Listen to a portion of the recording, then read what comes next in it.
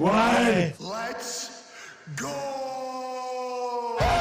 This show fucking stinks, and the fact that you listen, we are very, very thankful for it. AJ, you never cease to amaze me with your toxicity, pal. You got a couple of these? God damn it! What the fuck are you doing? Fuck Boston.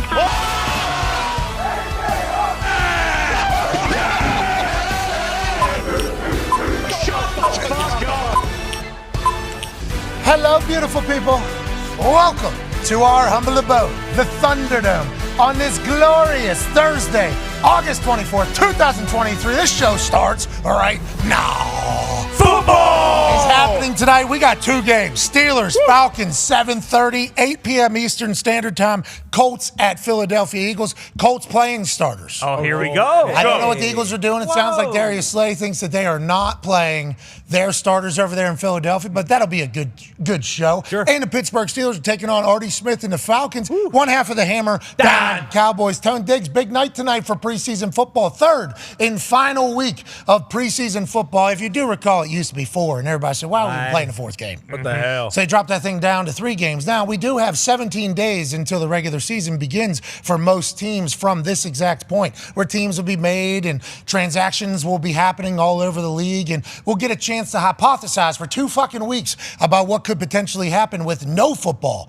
happening in our lives. So we need to enjoy tonight and the next few days as we get some action as teams try to clear the picture on who's going to be on the roster and who's not going to be on the roster. The Toxic Table always on the roster at Boston Connor and at Ty Schmidt. Rocking your Golden Knights hoodie, huh? Yeah, just got to let people know every once in a while. I think people kind of just forget because, football season's right around the corner. But, let's not forget the Stanley Cup champions are in Las Vegas right now. So I just wanted to throw this on. And also, my circulation is very, very poor today. So although it is like 100 and some degrees outside, my hands are so cold. So I was like, you know what? I got. That's not good. I don't. It's not good. I need to get that figured out and stat. So it's just smart people. Yeah, exactly. Figure it out. This guy's hands are cold. It's 1,000 degrees outside. Exactly. We do keep it chilly in the Thunderdome. Is that a part of the problem here? No, because usually it's not part of the problem. It's just every once in a while I'll kind of just feel my hands and be like, wow, those are way too cold for how hot it is outside right now. So just kind of. What about the color?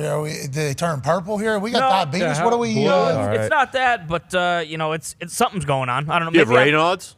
I may have Raynaud's because my feet get cold all the time as well, but I might just be super. You have Raynaud's. Yeah. You need Raynaud's? You need those compression gloves and socks. That's not a bad idea. Pierre Garçon sells. Yes, Raynaud's is just bad circulation in your body, so your hands always get cold. So that was just a scientific way to say what he just said? It's a disease, Raynaud's disease. I'm not going to diagnose myself. I don't think I have. Go Google it. Yeah. That's a fun thing to do. Yeah. Go ahead and Google. Ladies and gentlemen, 14-year icon Pac-Man Jones is here, also Golden Knight fan. But I think what Pac-Man was about to say is, hey, do not Google that. Do not Google. Every once in a while, I'll have something happen in my body. Mm-hmm. Sure. I'm like, I kind of want to know what's going on there. Yeah, figure it Hey, out. why does that feel that way?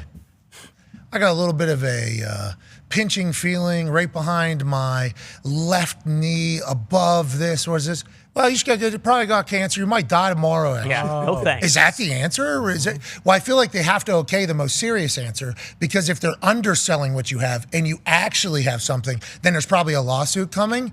But I don't know if that's necessarily understood in the time of need whenever you're Googling something and they just scare the living fuck out of you. Always. That's a tough thing to do. Us humans having to deal with that is something that didn't have to happen before. Right. What's going on here? You got to pull. Move. You need to eat more bananas. Yeah. Okay. Eat more bananas. Stay more hydrated. It's like, is that accurate? I don't know. Yeah, it is. Okay. Now it's like, why do I have a headache right here above my right eyebrow? What is this all about? You're maybe the next John Travolta in Phenomenon. You have a tumor on your head. You should go get that checked out. It's like, God, maybe it's just a headache though, or. No, you should go get that checked out. Surgery. So let's not Google that, but also, smart people, let us know what's going on. Figure it out. I'll just step outside after the show and just kind of do this for a little bit, and then I'll be good. Okay, smart. Yep. Yeah. I think you got to do one of these, too. Yeah, maybe shake it out a little bit. Maybe do some high knees real quick. And Oh, how about this? Think about this. Maybe work out in Hawk House with us in the morning. That's a good I idea, did get on too. the treadmill this morning. Here? No. 6 a.m. at my house. Okay. You Yeah. don't want to join the team yet? You say I'm a solo dolo out here like a Navy SEAL. Well, same deal. I'd love to get in here, but I don't believe it. Got to take the baby and the dog. Got to drop them off. Got to do all that mumbo jumbo. So no, that is my routine. 6 a.m. I wake up before she gets up. I get on the treadmill for about 35, 40 minutes, and then boom, hit the shower, get the day started. Are you watching like 4 or 5 TVs too, so you can get in all the sports news that you might have missed last night? No, usually I listen to the GM Shuffle, Michael Lombardi's podcast. Nice. Love that. Love Lombo. Yep. What you might have missed last night if you fell asleep is Messi still undefeated in the United States of America in games that are played for tournaments that aren't actual MLS standing games. Last night, he took this show on the road to Ohio, and for a large portion of that game, you thought to yourself, hey, Messi, you're okay over there in Spain. You can play pretty good in France. Yeah. Obviously in Argentina, growing up, and in the World Cup, wherever those are. You ain't never played in Ohio before. Messi, welcome to Ohio. I had that tweet, that X post lined up like, Messi just experienced Ohio for the first time. Yeah. We've been talking about this. Ohio's a different place. It's a different place. Filled with Ohio fucks. Yes. And once you have to experience that for the first time, it might be a little bit of a, whoa. These motherfuckers are booing me. Loud. Out of the stadium. Every time. Not an NBA, like, hey, who's the away team selling out the arena, coming to cheer for said person. Not like that at all. They were booed. And the boys were there. Yeah. Now, Pac, you are a diehard Cincinnati FC fan. Yes. You were the one that got the plug for the suite, got the boys everywhere. Thank you for doing that. Cincinnati wanted to end the Messi magic last night. They obviously didn't. They lost to Messi because that's what Messi does. And Messi put 2 balls on heads, kind of game over, whatever the case is. But you guys thought you had him, and it was not a kumbaya welcome to Ohio, which we appreciate. And that's what we're talking about with Ohio fucks. Hell no, it's not kumbaya. Welcome to Ohio. That's not how we do things in Ohio. No. It's just like Pittsburgh. It's not a steel city, but these are hardworking people, and we love what we got going on. Sports is very important. It's our culture. And, yeah, we booed his ass from the time he got there to the time he left. Hell yeah. And, yeah, y'all say he did play a good game. He had 2 assists, but he didn't score a goal. We should have won the game. We didn't win the game. Shoulda. But, hey, it was a electric.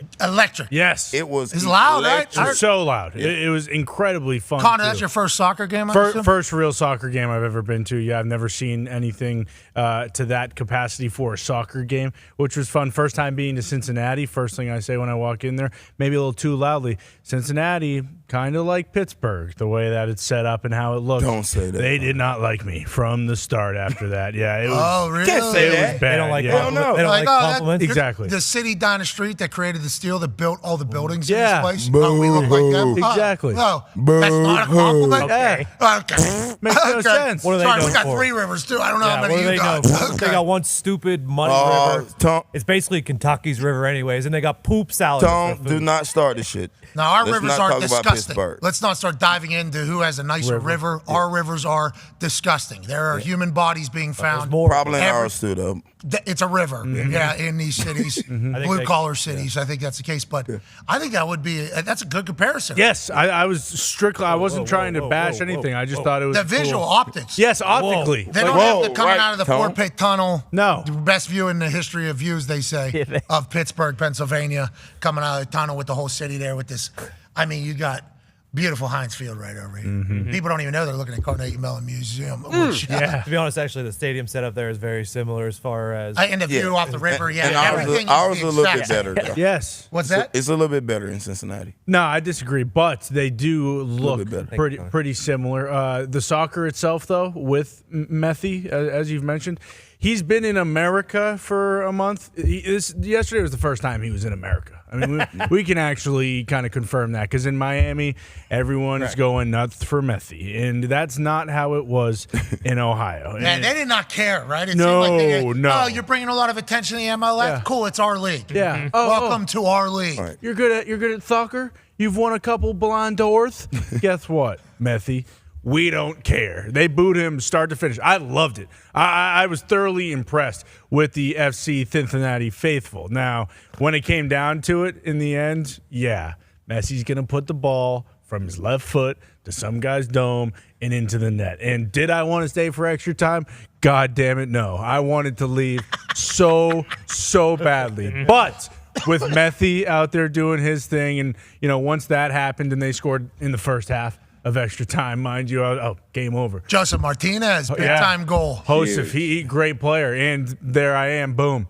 After this half of extra time, it's over because you're not going to keep playing. No. There's 2 extra time overtimes. Let's get some water. Yeah, see if you can make a comeback. Hydration break. Yeah, let's have some fun. Okay, fine. 15 more minutes.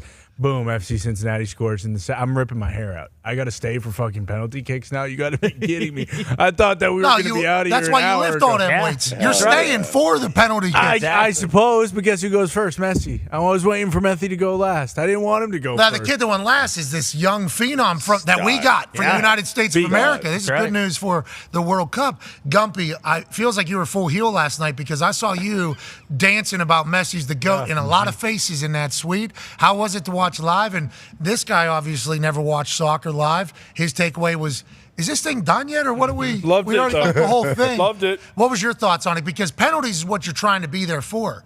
Like in my eyes, if it's not Messi, because him playing is just electrifying at this moment. We are just getting introduced, by the way. We are American Stooges. That's right. This is our first time watching this guy. He's 36 years old. I guess he's been doing this for literally 20 years. Pretty cool. But we're just getting a chance to see it for the first time. It's must watch.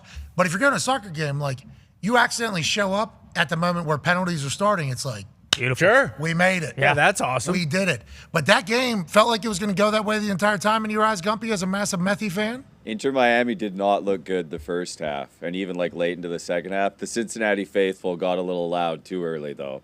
You can't start saying, we're going to stop the Messi train. First team to beat Messi. Everyone jumping up and down. They were loud, though. Sold out 26,000. But it was fucking scenes for sure. It was awesome. And then Messi.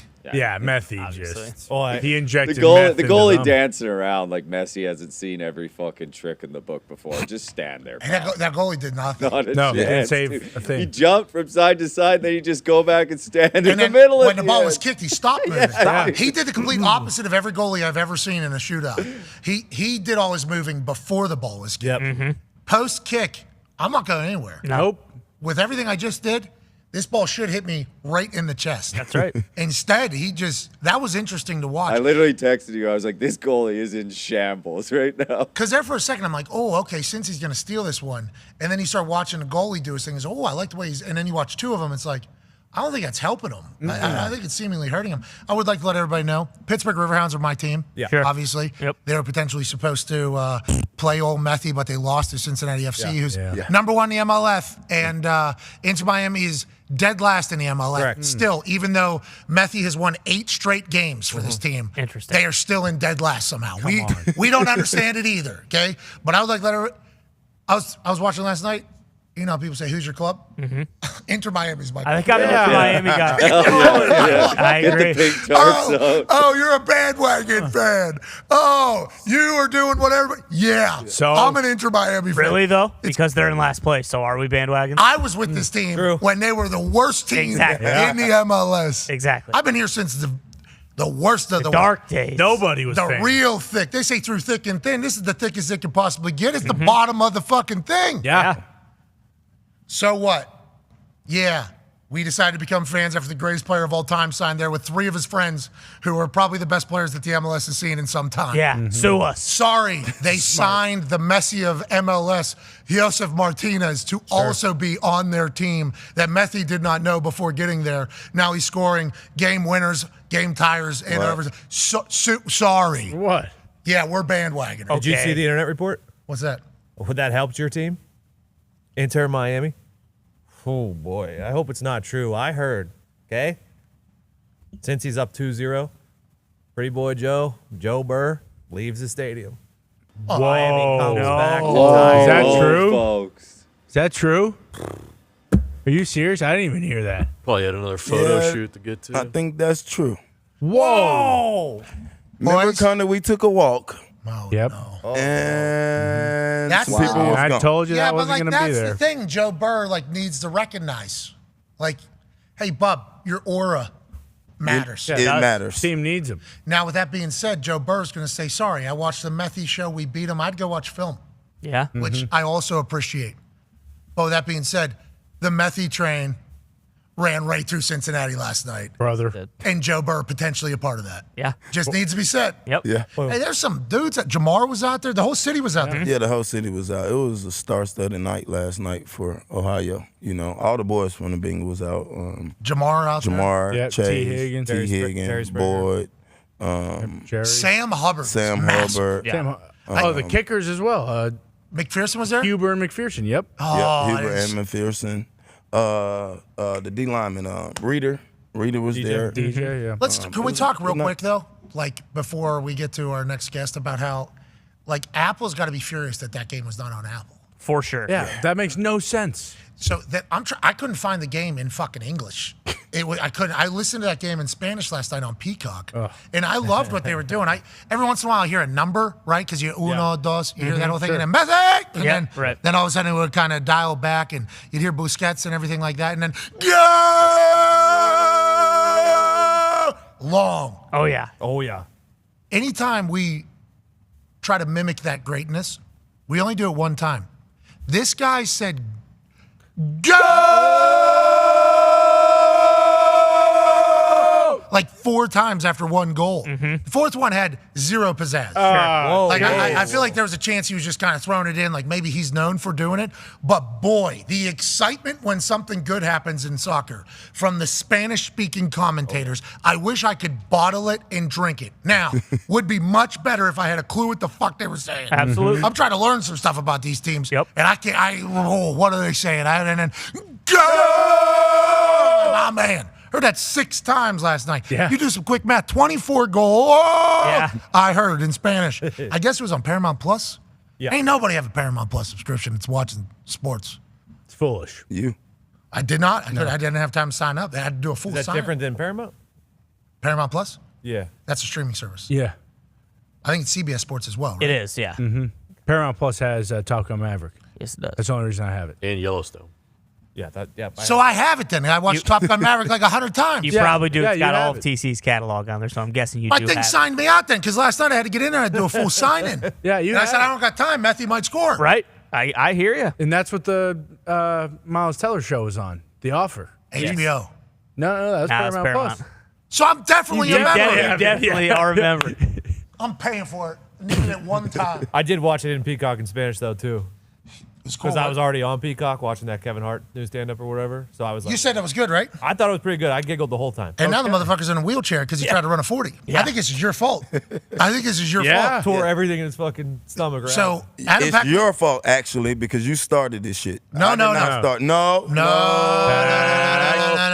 This ain't on me. You asked me what I could run. Yeah, and then all I did not volunteer to do this. Okay, cool, but you did it. Anyways, you ended up doing it. You were the one that did it very well. Now you're calling Chris Johnson fat, saying he can't run, and there's probably a 40 coming from him. And then now Kevin Hart raced against Calvin, or no, not Steve Ridley. Yeah, Steve Ridley. Steve There it Ridley, is. former running back for the Patriots. Patriots, I do believe. And they were talking shit. And he said he ripped every muscle in his abdomen running.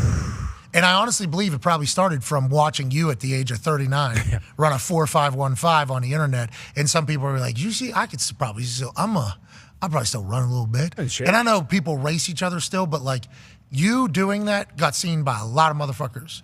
And I think it probably upped a lot of people's confidence, Yeah. in their athletic abilities because they once had it. I did that. People on the need to fly, know too. you need not think that you're like this dude. This dude's eating nerd ropes Right.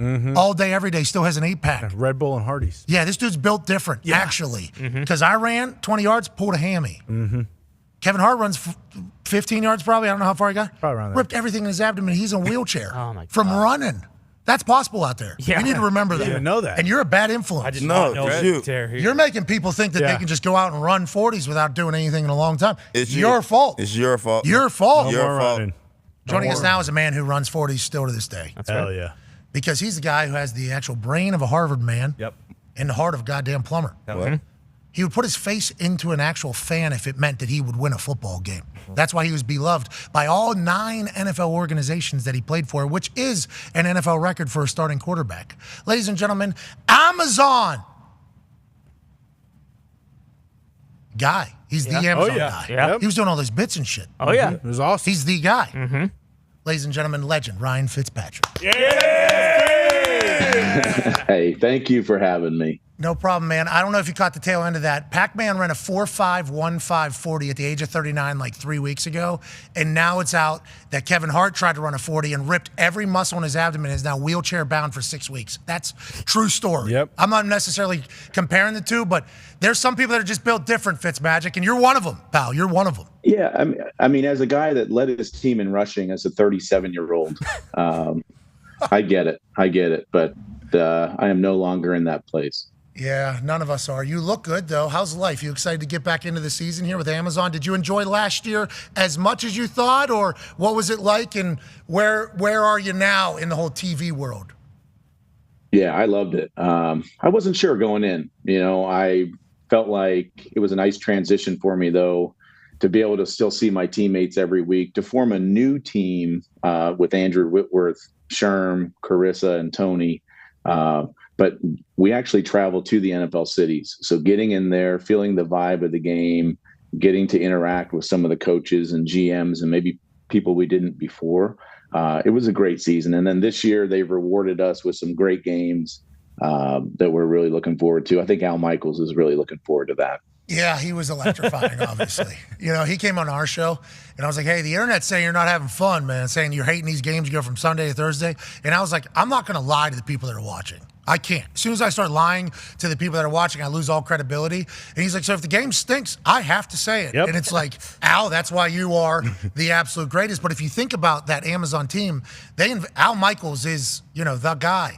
You got Herbie, who's been the guy for college football for 25 years in there. And then the panel feels like it was a successful season for Amazon NFL relationship year one. Have you guys had like a postseason wrap up? Have they told you about what the expectations were, how it performed? Feels like Amazon hit a home run here. Yeah, I think so. I think having Al and Kirk, that obviously just made it legitimate, right? It made it feel like big time football, just listening to the games. With the pregame, halftime, post team, there were three of us that had never done it before, but we were fresh off the field. Sherm is just so engaging and interesting. You never know what's going to happen with him. And I learned how to kind of poke him and prod him a little bit, push those buttons for some entertaining TV. Whit is such a wise old man with that gray beard. But I think it was great. We averaged, I think, over 11 million viewers on Prime Video. Wow. Which was huge, and it'll just get better. And what we saw was that 18 to 34 demographic. That was the one that really saw a jump from the previous years, even though it was not linear TV. So I think they were really happy with it. We're looking forward to making an even better product this year. Yeah, experience is just only going to make you guys better in all facets, operations, on everything. The September 14th Eagles-Vikings game will be the first official regular season start for Thursday Night Football on Amazon this season, season 2. But tonight, I believe the Eagles-Colts game is an Amazon operation. Is that accurate? It is. We've got the trucks there in Philly, so that'll be a nice way to do it, to do the game tonight. That'll be Andrew Whitworth and Carissa will be there. I am in Arizona right now hanging out with Billy the Buffalo. What's up, Bill? Yeah, we got Cuzzy the Buffalo up here. Yeah. This is Cuzzy the Buffalo. He's right up there. Oh, there you go. Yeah. That's great. Yeah. I don't know if that was ever real. Just kind of bought it, but... It looks real. Cuzzy was a real deal. Buffalo, when he had a full body, not just, the neck up. Tough son of a bitch. He's a big cuss, isn't he? Oh, yeah. He's a big mean cuss. How about Billy Buffalo there? He provide any vibes over there in the office? Dude, Billy, he's great, man. He's got his party hat on. I don't know if you can see the party hat, but he keeps it lively over here in Arizona. You want to come meet? You want to come meet with me? All right. It's like a... Yep. Pan thing. Yeah. You and Billy the Buffalo. Team. It's a right over his head. Imagine like a Zoom call set up first time at Amazon. I'm thinking we do this. And also we chatted. Yeah. I'm thinking what does this year look like for you? You doing more of the bits? I thought you were great in those. Did you think of those? Did they pitch those to you? I thought you were very, very good at all those things. Thank you. You know what's been really fun? A lot of times they'll come to me and pitch those, and I've got actually a teammate from college that was also a Harvard Lampoon guy, and we kind of try to spice those bits up and make them my own, I guess.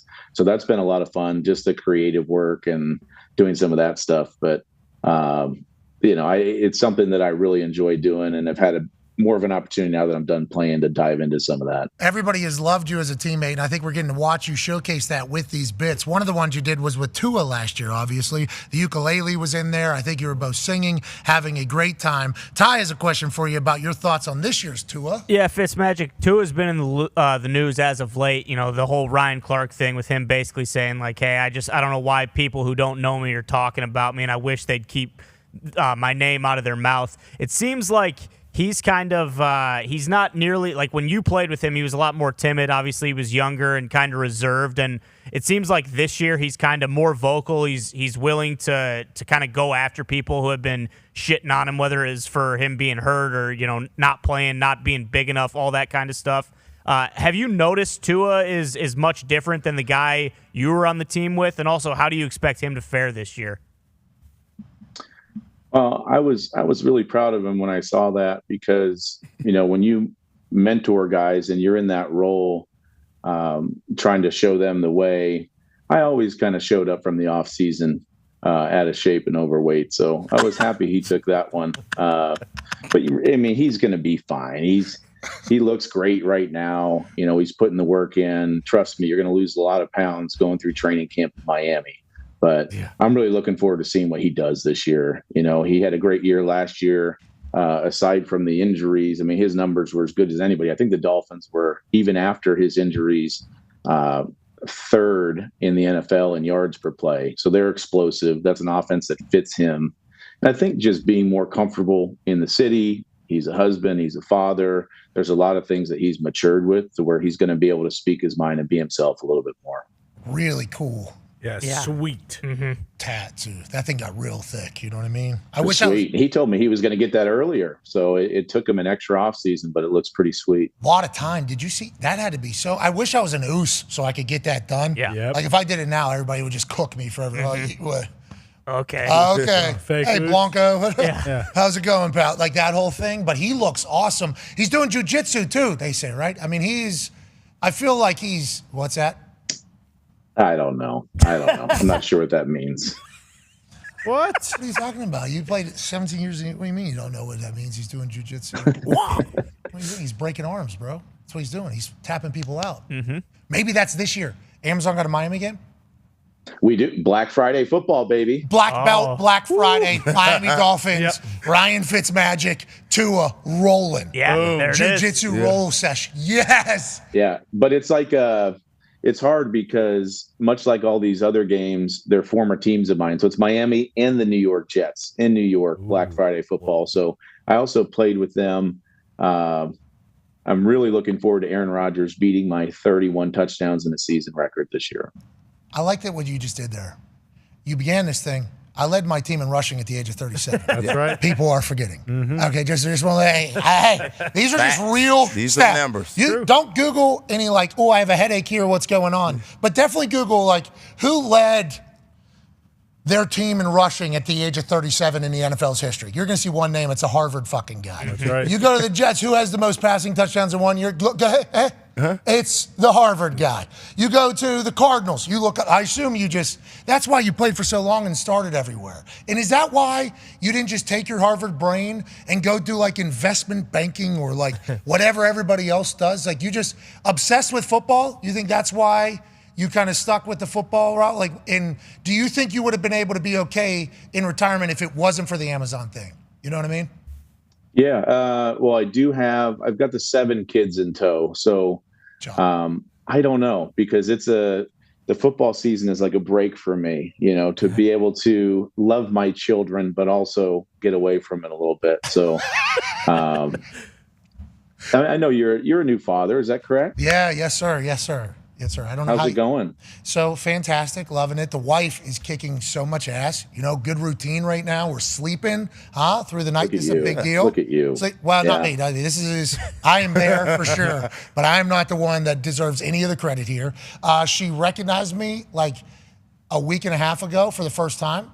She's 3.5 months old, but actually recognized my voice, started yelling when she heard me, and then that was a moment, you know what I mean? But every single time something starts popping off where she's pissed, about who knows what, I think to myself, how does anybody have two of these. Yeah. And then you have 7. I have no idea how that works. I have no clue how you would how do you have enough everything? Eyes, hands, emotions. I don't even know how it's possible. No, we're on easy street now. We've got a 16-year-old that can drive everybody.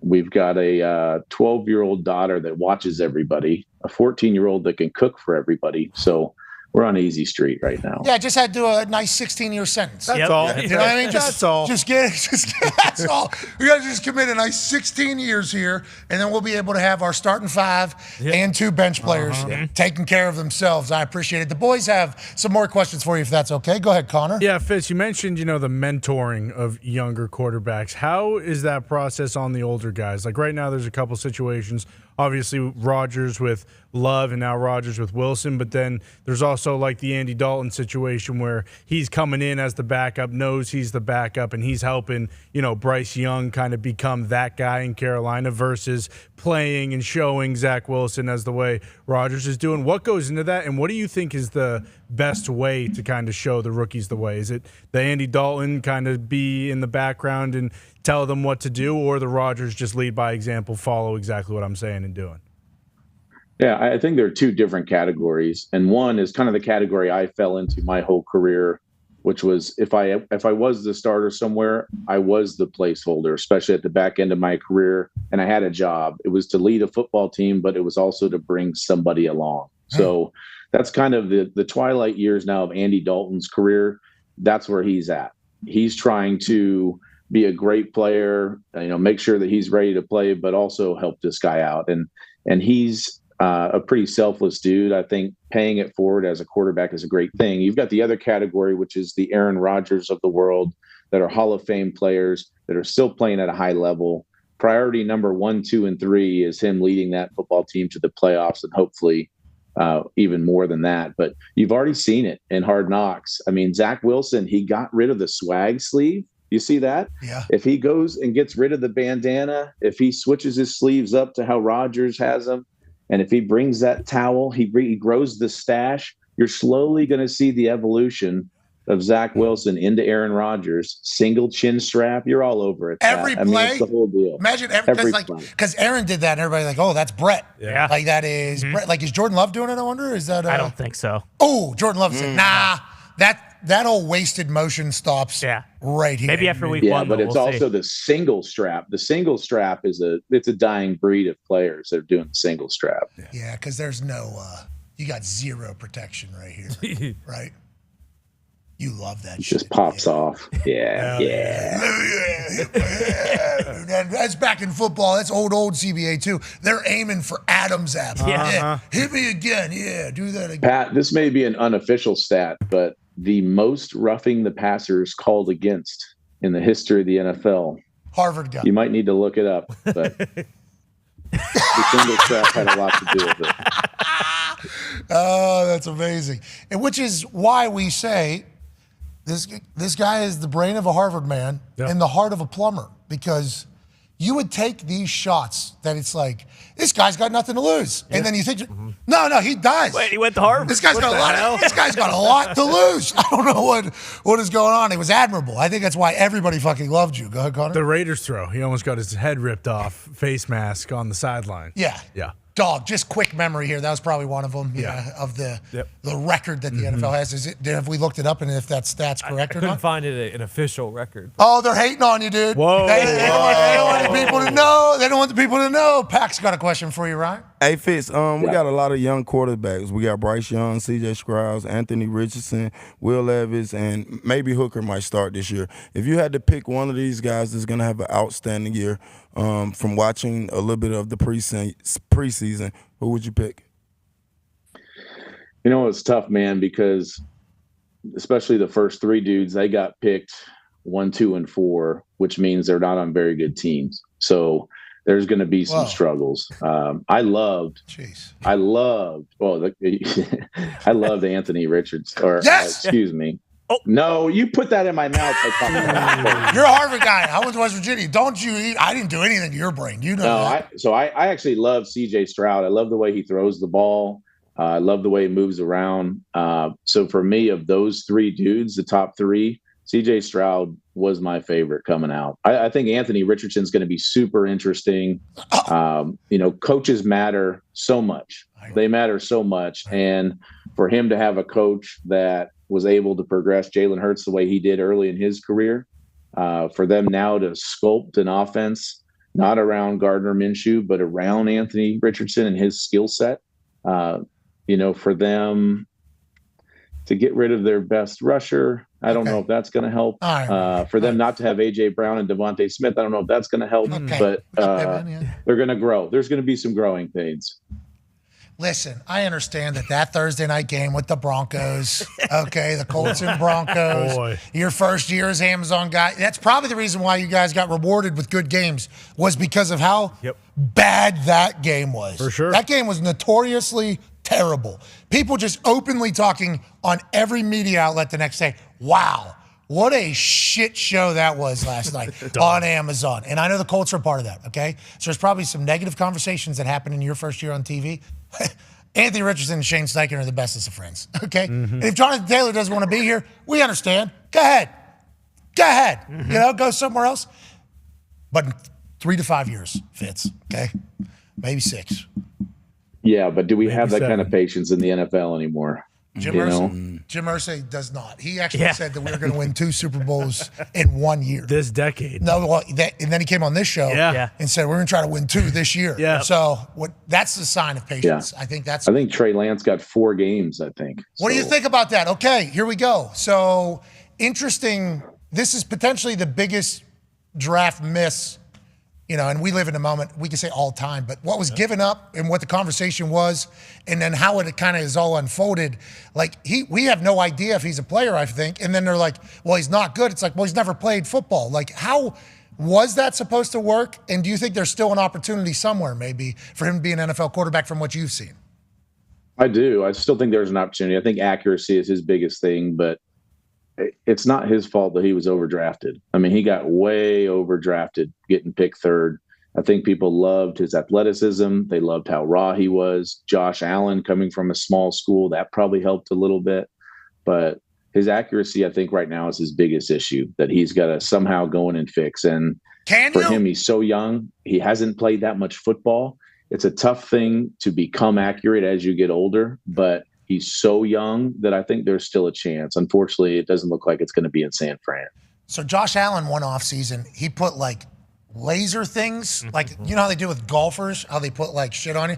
This is what hey, listen, you're laughing. This is what I was told. Yeah. This was my takeaway from what happened. This is reality, okay? I'm just the guy. He put lasers on here and on here, like a video game on his hip, on his knee, and it transformed his throw into being more on time as opposed to, I think, just arm to, and obviously they bring in Stephon Diggs in that same offseason, so that probably helps a good amount. Yeah. But then all his percentages go up and he becomes a better thrower. Is that a way to fix, is that normal? Is that how you fix accuracy?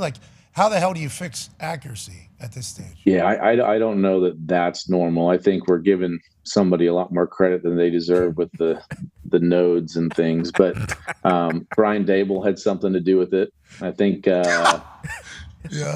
we're seeing that with Danny Dimes right now, that coaching really matters. It can really help a dude. But, I love Josh. He's a fierce competitor. I think his accuracy was better, I think, the year before he came out than the year he came out. And maybe that had to do with some of the guys he was playing with. But,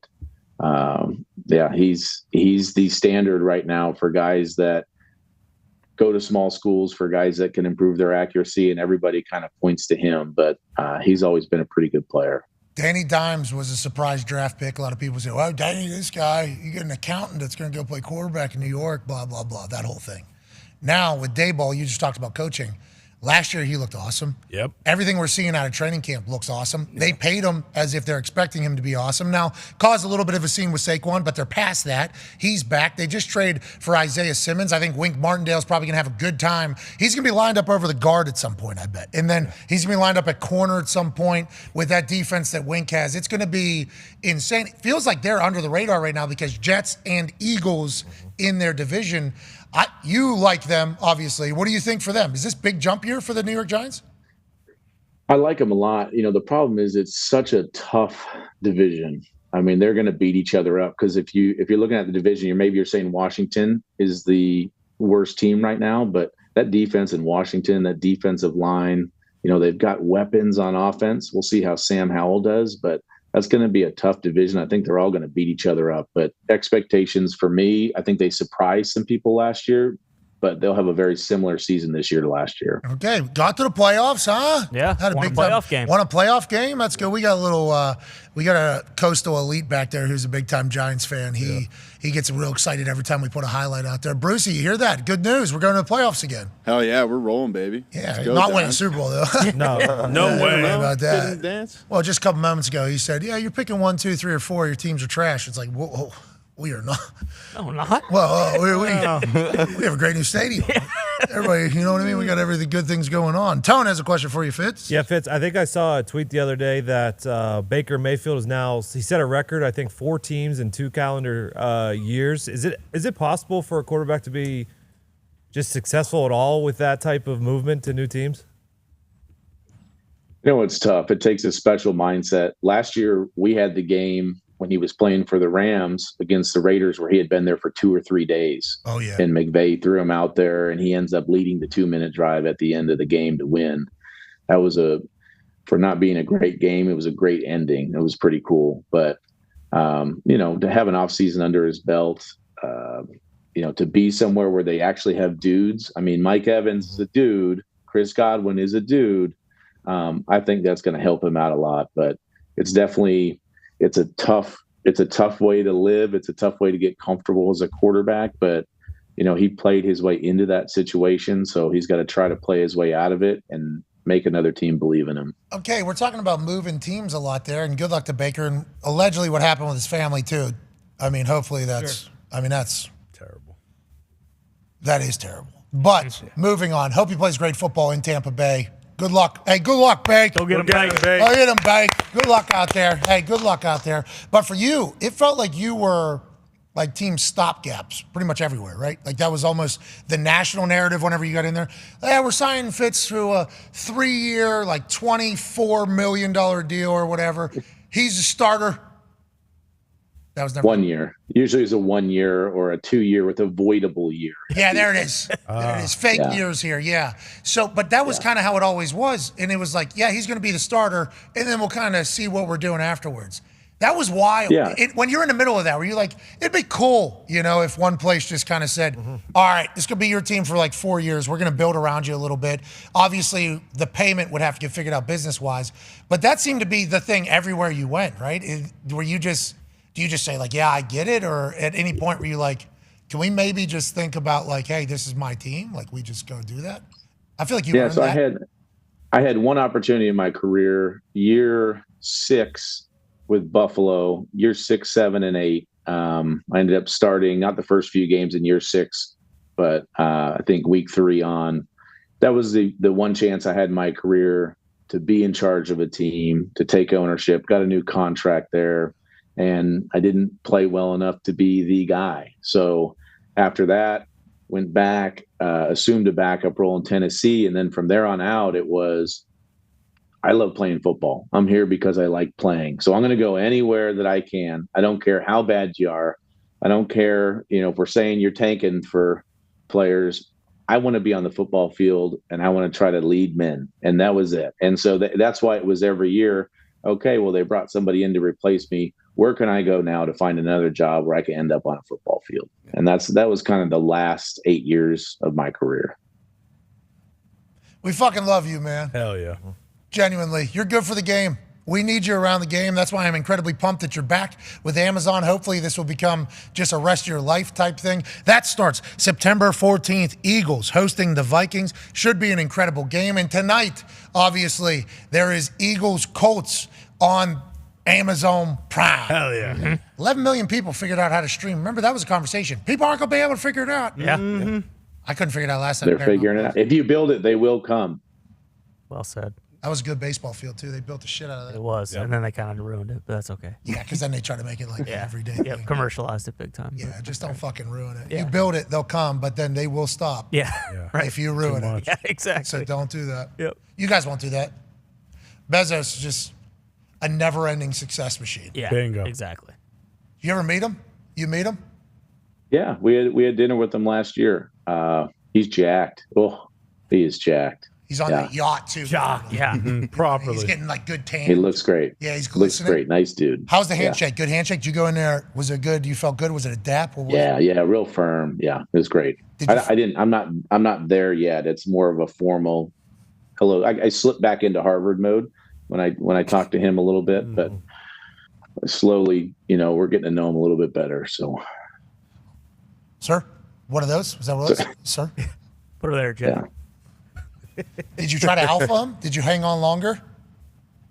No. Oh, by the way, speaking of handshakes, we are going to Washington this year, Chicago, Washington. That'll be fun. Let's see if I can slip one in there, the new team owner. Nice. He'll grab your 2 fingers. That's his move. That's what, Watch out. ladies and gentlemen, 17-year NFL vet Ryan Fitzmagic. Thank you, buddy. Yeah. 17 years, bro. Ooh, long time. Long time. I think year 6, I got a chance to really be like a guy. And then from there on out, I'm just, all right, this guy will win you 9 games pretty much. Yeah. If you guys just need a year just to figure out what you're up to, just roll this fucker out there. He'll learn your offense. He'll be a leader in the locker room. You guys are going to win games. Your team, your fans will have fun. Yep. And then next year, just figure it out again. He did that for 8 years. Yeah. Crazy. The Jets team he was the quarterback of with Todd Bowles was the best Jets team they've had probably in the last 5, 6, 7 years. It was Eric Decker, Brandon Marshall. They both had Eric 1,000 yards. Decker. Yeah, we beat the shit out of them in Yeah. the first game of the season. Who? The Jets. Yeah, they finished like 10-6. Who are you, Bengals there or Broncos? Bengals. Bengals going to be good this year, huh? Bengals going to be real good. Joey Burrow can't even stay through an entire Messi game. He's got to go watch more film. Not committed to greatness. No, he is committed to greatness. That's why. He is. But not greatness in his eyes. Yeah, but Messi, if he went to a Bengals game, he'd probably leave at halftime too because he's got to go do some dribble. cardio. Yep. Yeah, dribble. Yep. Yeah. What does he do all day? Nothing. Gumpy, what's he doing? He's just doing cardio all day, every day? Like, how's this? Why is he the way he is? I mean, to play in that heat last night, 120 fucking minutes is insane. Now, he runs less than everybody else. Yeah, he kind of picks his spot. Still sweating like a pig. I love that he is. Is that how he's always played? Him walking up to take that penalty is just who he is. Like, that was so cool. Just watching him strut up. Not a worry in the world that he was just going to slot that thing home. And goalie starts dancing. He's Yeah, like, bouncing around. He knows he's that guy. Oh, yeah, it's the best. Dude. A lot of pressure, though, and he's just been able to deliver. Yeah. People are saying, oh, it's easy league, the MLS or whatever. It's like, yeah, the whole league put on his shoulders, though. Yeah. He dominated at the World Cup, the best soccer tournament in the world, last year. Oh, so you're saying it's kind of a casual soccer thing to say that, oh, the MLS is so bad, that's why Messi's doing so Pretty good? casual. He's the best player in the world. You don't think FC Cincinnati wouldn't fucking go overseas and see what they would do to Barcelona right now? Yeah, exactly. FC Cincinnati was buzzing last night. They got some man. fast guys. Oh, yeah. So Halsey, I think his guy's name, he's a little white dude, had a good haircut. Yeah. He was catching up to Messi a lot. And I was like, ooh. Got some guys. The game did change when Robert Taylor came on for Inter Miami. well. He's been Classic. unreal since Messi. So went they there. had him off and Martinez off. We should have never took Acosta out of the game at the end, though. He was He should gassed. stay in He had there. nothing left. Costa. Yeah, they took him out He was cooked. with 90. Right at the 90 mark, and we knew, okay, that's all It's she over. wrote. This is over. Acosta's a dog. Scored off a guy's legs last night. Complete redirection, 90-degree turn into the goal. Genius. Leading his boys, leading that city. Yeah, And but Matthew just said, excuse me, let me go ahead and throw this thing on a guy's head from 30 yards away. Real quick. This is my game. yeah, they say Acosta's missing a little bit of electricity though. So Oh. He's missing what? What? electricity, acoustic. Trying to. What do you mean? Tough crowd. Pretty Tough darn crowd. good, Tony. Tough Pretty crowd. darn good. There's levels to this, Tones. There is levels to this. I don't even know where we go from there. That's all quick I think we troubles. take a break. I think we take a break. Can we actually pull that up and listen to it again? You're right. Let's do a replay Yeah. of what just happened Love to there. watch that again. That was phenomenal. Honestly, Tony, Cool. we didn't even know. No. I feel like we're pretty good, pretty quick. Uh-huh. Immediately upon what somebody's saying. We had no idea that Tone had that level of sophistication into jokes. Unbelievable. I mean, that is intricate. That is deep there. Yeah. Name, soccer, music, guitars, other guitars. Bingo. Wow. Seinfeld's going to be using that in his opening monologue at Madison Square Garden next week. He's playing against Messi. like. This is my game. Yeah, they say Acosta's missing a little bit of electricity, though. So. Oh. He's missing what? What? Electricity. Acoustic. Trying to. Your face. What do you mean? Tough crowd. Pretty Tough darn crowd. good, Tony. Tough Pretty crowd. darn good. Let's get to a break. I don't get to watch a lot of our clips, man, because I can't, because I don't know what's going on. Every once in a while, one will have a lot of action. And I'm like, what did we say? Let's go in there and see what we said. And I'll watch it back. And I'm like, let's not watch a lot of those clips. Let's keep it moving. Tone, I'll tell you what, whenever you're fucking seeing the laces like that, my God. I mean, we gotta talk about it. Speaking of, oh no. Yeah, not good. A team that sucks at baseball has lost the best player in baseball No. Best player ever. for an elbow injury. Yeah, he won't be able to pitch anymore this year. He is still going to DH, though. For a terrible team, He just loves baseball. This guy he's going to win the MVP. I think he's probably thinking, like, all right, well, fuck it. There's like 35 games left. Let's see how many homers I can hit this year. but if he got surgery now, he'd be rehabbing earlier, right? Yeah, but I think it's just one of those things where he's about to be a free agent, so you don't want to have any kind of major elbow surgery going into a year when you're going to sign the biggest contract. But he's going to need to have surgery, right? I mean, they haven't said for sure yet. Like, probably. Like, yeah, he probably will. DH is forever. Whenever they put this off, they always end up having Tommy John like later that year. It's pointless. So when do you want to get that done now? You would think Smalling's so. got to go down first before you can have the surgery. Learn that from Brock Purdy. Brock Purdy, that's right. But so he'll keep batting while that swelling goes down. I wonder if that is what his agent's saying. What's that about? I wonder if that is what his agent's saying too, though. It's just like, we need to put this off as long as possible because maybe you'll get an MRI and it's not as bad as we think it is and you won't need to have surgery because, like, it really could be the difference between like $150, $200 million, what he's going to sign for in the offseason. Damn. He's going to pitch again, though, at some point? Has to. He's unbelievable. He's too good not to pitch. And he's going to probably need surgery? You would assume so. I mean, a torn UCL in your elbow, like, yeah, that's no... I mean... How many pitchers came back from that? Plenty of guys have, but, you know, those guys... He's already got Tommy on? No.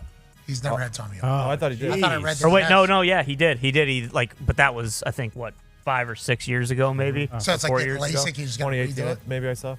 So he can do it. I just feel like if I'm going into my free agency, I would like to be further along in my rehab on what I'm going to get paid for, especially if my team sucks right now. Unless you're an eye guy. If you're an eye guy, you just say, oh, fuck it, I just want to win the MVP. No, the eye guy is actually saying I'm getting surgery for my contract and not hitting for the team. Yeah. Sorry. Which is kind of what I would assume Shohei is. No, opposite.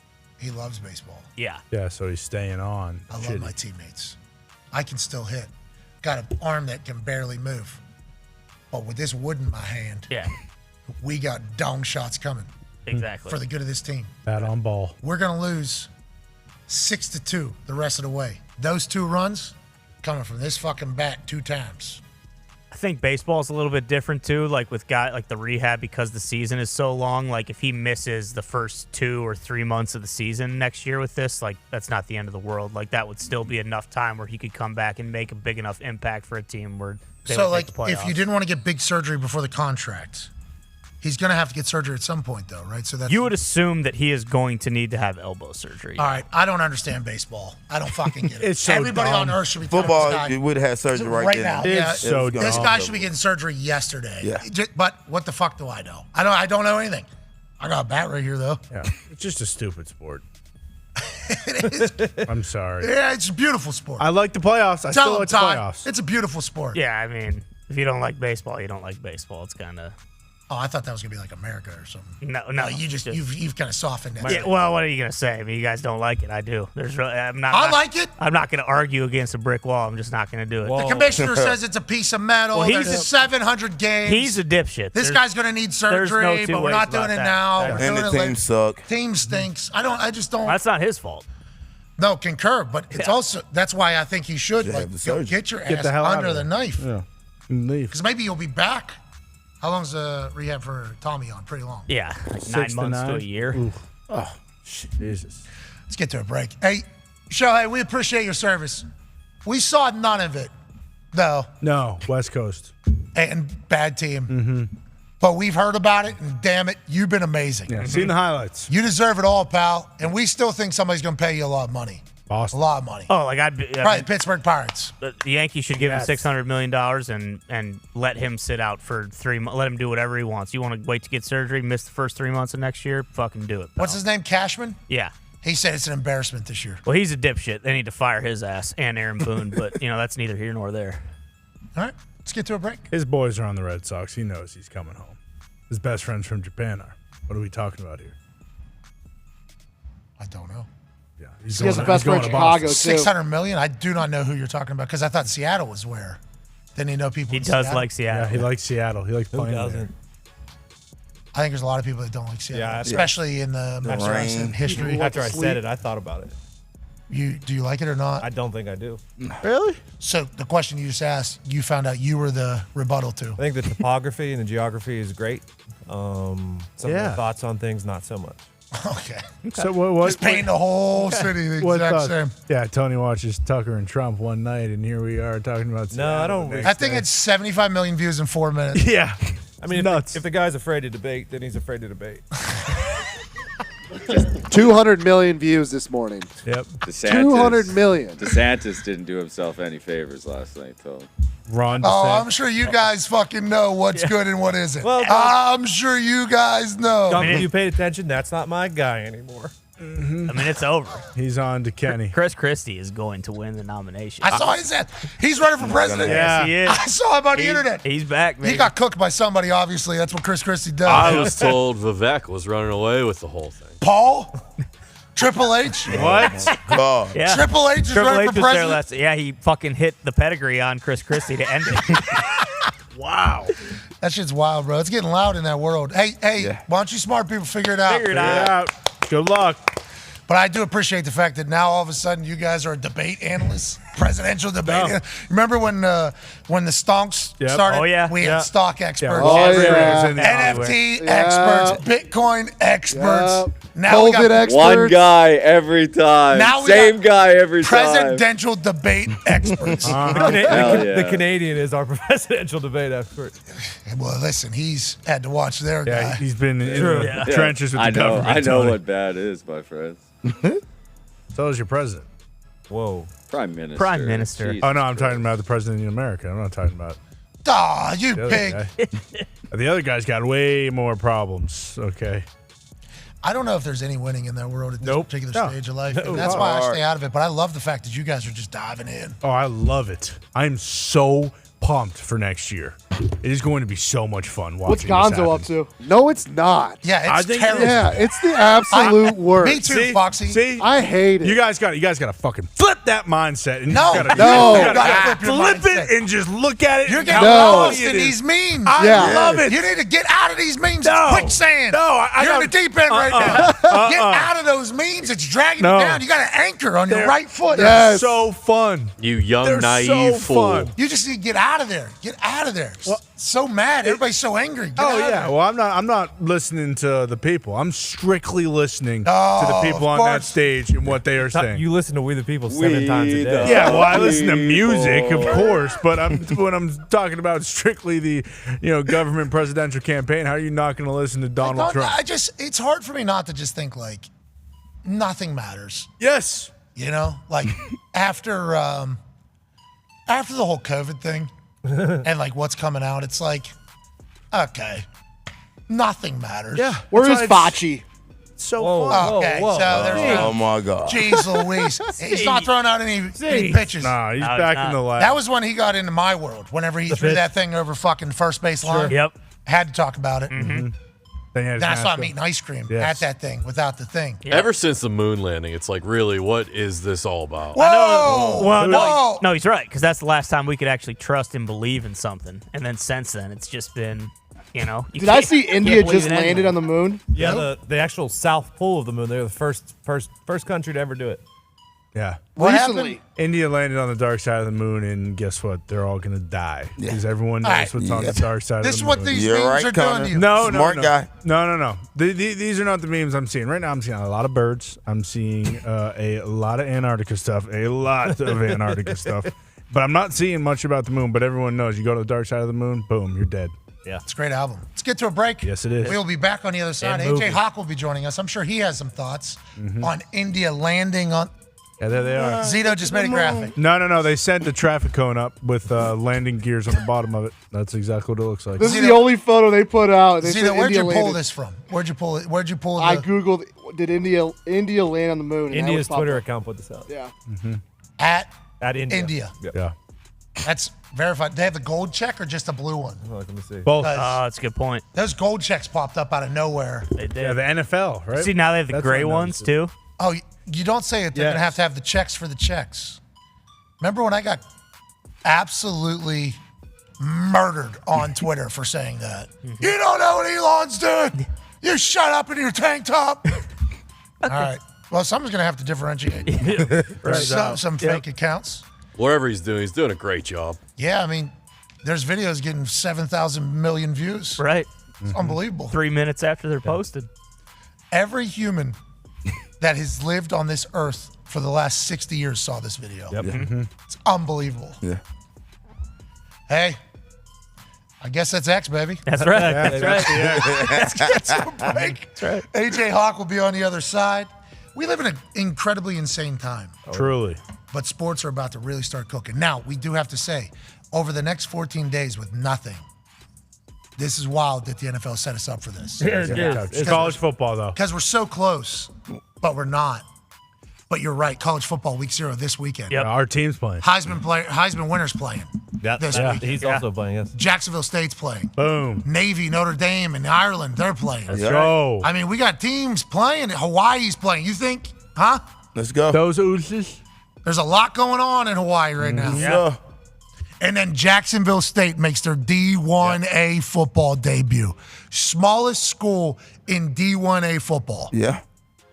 You heard the name Nathan Rourke. He was the Jags quarterback who's been making all those plays in the preseason. His Canadian? His little brother is the starter for OU and was MAC Offensive Player of the Year last year. Looking for some fireworks from the Ohio Bobcats. Okay, there's an early prediction. Speaking of early predictions, we'll talk to Billy Walters, like the most infamous and famous sports gambler of all time. Yeah.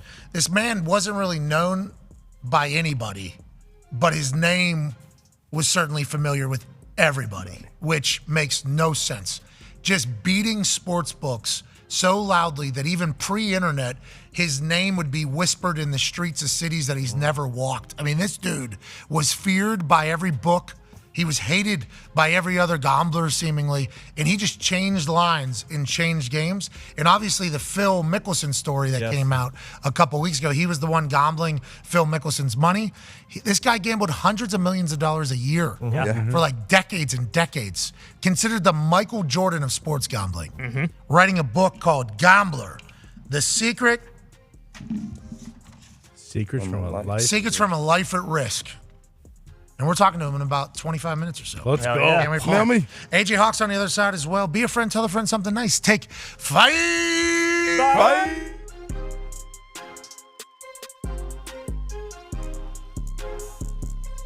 Welcome to hashtag TBT Fave Football, where each week one of us will be going through one of our favorite games from the past NFL season. Week 1 will be me. Week 2, Boston Connor. For this first game, I have chosen Week 17, Steelers, Ravens, Sunday Night Football. Why did I choose this game? Well, the Steelers at this point were 7-8, okay? On the verge of Mike Tomlin's first losing season as a Steelers head coach. The last time the Steelers had played the Baltimore Ravens just a few weeks before, Kenny Pickett got knocked out by the rival Baltimore Ravens, so this is a big game for him. The week before this, Kenny Pickett threw a game-winning touchdown to George Pickens against the Raiders. So this was a big momentum game, still in playoff contention. Now the game, first quarter, second quarter, not much happened until 9 seconds left in the second quarter. Isaiah Likely scores a touchdown, huge touchdown. Ravens go up 7 right before half. How were they here?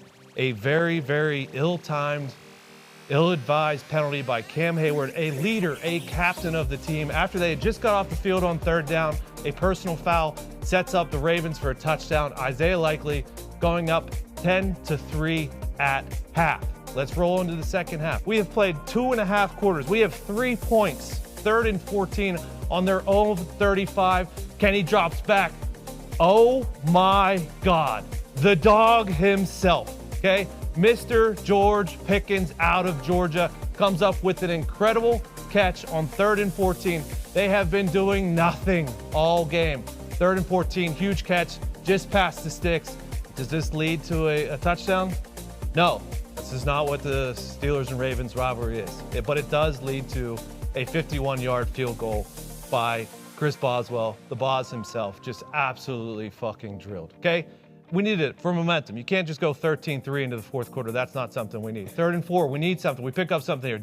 Deontay Johnson runs a beautiful route. Oh, stick your foot in the ground and get back. Okay, wide open. Oh, make a miss. Let's go. It ends with another Chris Boswell field goal, but that's okay. The Ravens so far in the second quarter have gone 4 and out, 3 and out, 3 and out. They have done absolutely nothing this quarter. This is huge. Ravens get this first down here. They could potentially run out the clock in the game. Offense doing nothing this half, but let's see what they do here on this play. Okay, run up the middle, stuffed, absolutely stuffed. The same guy who made a mistake earlier. Look at him just, oh, Ronnie Stanley, you're a good player. No.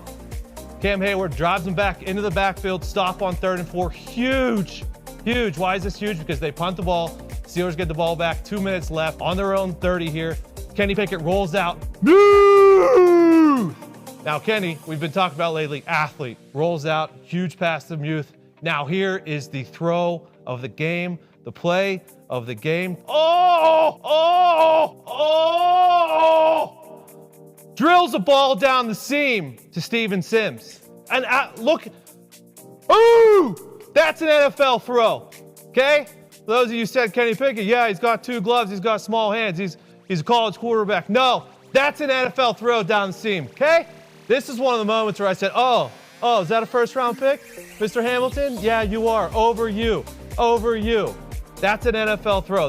These are the throws that built up Kenny in his rookie season that made us believe here coming into the second season. 1 minute left, 13-9, 3rd and 8. Absolutely need it. We get some pressure up in the face. Oh, Kenny, athlete, rolls right. Nice! Touchdown! Kenny leads the offense down for a game-winning drive for the second week in a row, and his allure, his story in Pittsburgh continues to build. 11 plays, 80 yards, 320. Now, not only did they go down and score, they left barely any time left. 56 seconds for an offense that hasn't done anything, but they still have some time. Here we go, though. 20 seconds left. Rolls out. Minka. Fucking ball game. Minka. Steelers moved to 8-8. They win out. Now, did they make the playoffs? No. But Mike Tomlin saved a no-losing season. You know, it was something that we could build on. Did we get? Yeah. The legend of Kenny motherfucking Pickett. And that was my favorite game of this 2022 season. Next week, Boston Connor will be giving you his. And this was the first rendition of #TBT Fave Football. What do you think you can run right now? You think you're still sub 4 or 5? Like a 4.9? You think you're sub 4 or 5? I can jog a 4.5, though. No. Bro, you are not going 4.4 right I don't think How old so are you? either. I can jog a 4.5. Okay, 4.5, one of those 39 years old. Yeah. Eats nerd ropes every single day. And twin snakes. Yeah, and Hardee's with jelly and bacon. And has his own marijuana strain. Start calculating all of that. And then you can down him if you want. I'm betting under. Let's go. I think Pat can run a 4.51 right on the dot. Hey, 56.5% of 1,673 people say, you ain't got it, Pac. Yikes. They've been telling me that shit my whole life. It's a big deal, dude. This guy ran 4.28 at the combine. He's 39 years old. If he runs into 4.4s, are you fucking kidding me?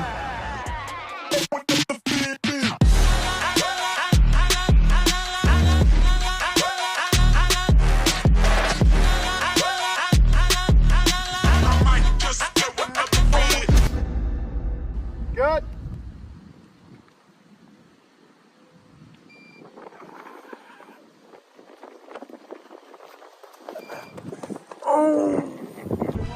Oh my God! Oh, 4.515. Oh, my heartbreaker. That's what I'm supposed to run. Y'all owe me money. Owe me money, motherfucker. He owe me. He owe me. 05. Yeah. That was a great run. Yeah. You didn't. I think you. Oh, yeah. I only had one injury. Yeah, Dahn, post it. Post it. Fucking 40 years old.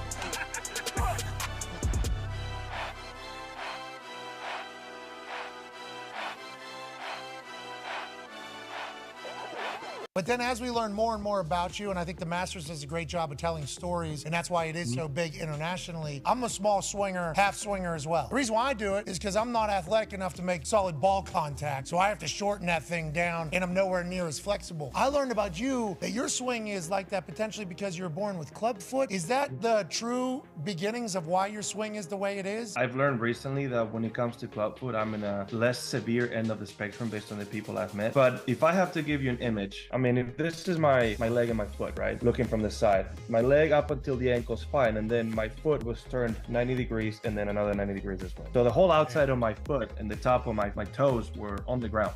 When was this? When you were a child? I was born like that. Dude. Hey, buddy. Look, you get this. What's up, buddy? There you go. So, how are you? You want to bring me a chip? Look at that. You know that they were hungry. Hell yeah, that's the most relatable thing. I'm keto. I can't eat that. So the funny thing is, I was born with that, and then at the time, the process is they took my foot and broke it into place. So an specialist broke my ankle in place, cast it right away. My parents saw me with a cast on within 20 minutes of being born. What that did is, when you're growing so much, how you doing? Look at that. Don't cancel the show. Now you do whatever you want. When you're developing as a child so quickly, that leg didn't develop the same way. So from knee down, it's smaller. See you later, buddy. Go with him. Hey, see you, dude. He likes being on TV. Hell yeah, you look very natural. And he's incredibly cute. Yeah. So from the knee down, just developed differently? From knee down, my leg is a little shorter. For most Americans, about half an inch. And then my right foot is smaller as well, with very limited mobility. The way my ankle developed, it's barely anything. So for that reason, I had to get 2 surgeries to stretch my Achilles tendon to get a little bit more mobility. But even then, it's very, very, very limited. So when you're talking about loading your right hip in golf, my ankle can't support a full turn. Therefore, 3/4 swing. That's basically what it is in a nutshell. It helps to be a big enough athlete in golf to that still get the leverage to hit it long enough. But yeah, that's the way I have the swing I have. Hey, Why? let's go. This show fucking stinks. And the fact that you listen, we are very, very thankful for it. AJ, never cease to amaze me with your toxicity, pal. You got a couple of these? God damn it! What the fuck are you doing? Fuck Boston College.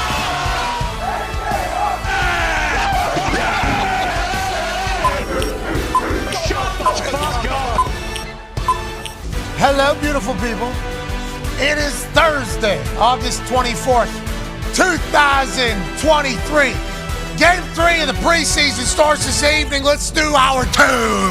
Football is happening. I was just in the middle of talking there. You literally heard my brain stop working because we are so jacked up that there's another round of NFL football happening. Yeah. But the first 2 weeks of these games, we all agreed that the game stunk. Sure. So whenever we watch these games, let's remember that for 2 weeks, we're going to be without football again. Bingo. Now, there's college football. We're going to be without NFL football. I'm sure there's going to be storylines, and there's going to be drama, and there's going to be things to talk about. Well, but when we're watching the starters tonight for the Indianapolis Colts take on the Super Bowl going Eagles. Yep. Let's get excited about what's going to happen in the AFC South. Hell yeah. And when we watch the Steelers and the Falcons, 2 teams that play hard-nosed football, let's remind ourselves that for 2 weeks, we're not going to see grown adults hitting each other like this. Exactly. Yeah. We're going to be off. We're going to be in a time where we still got college football. Yeah, college ball.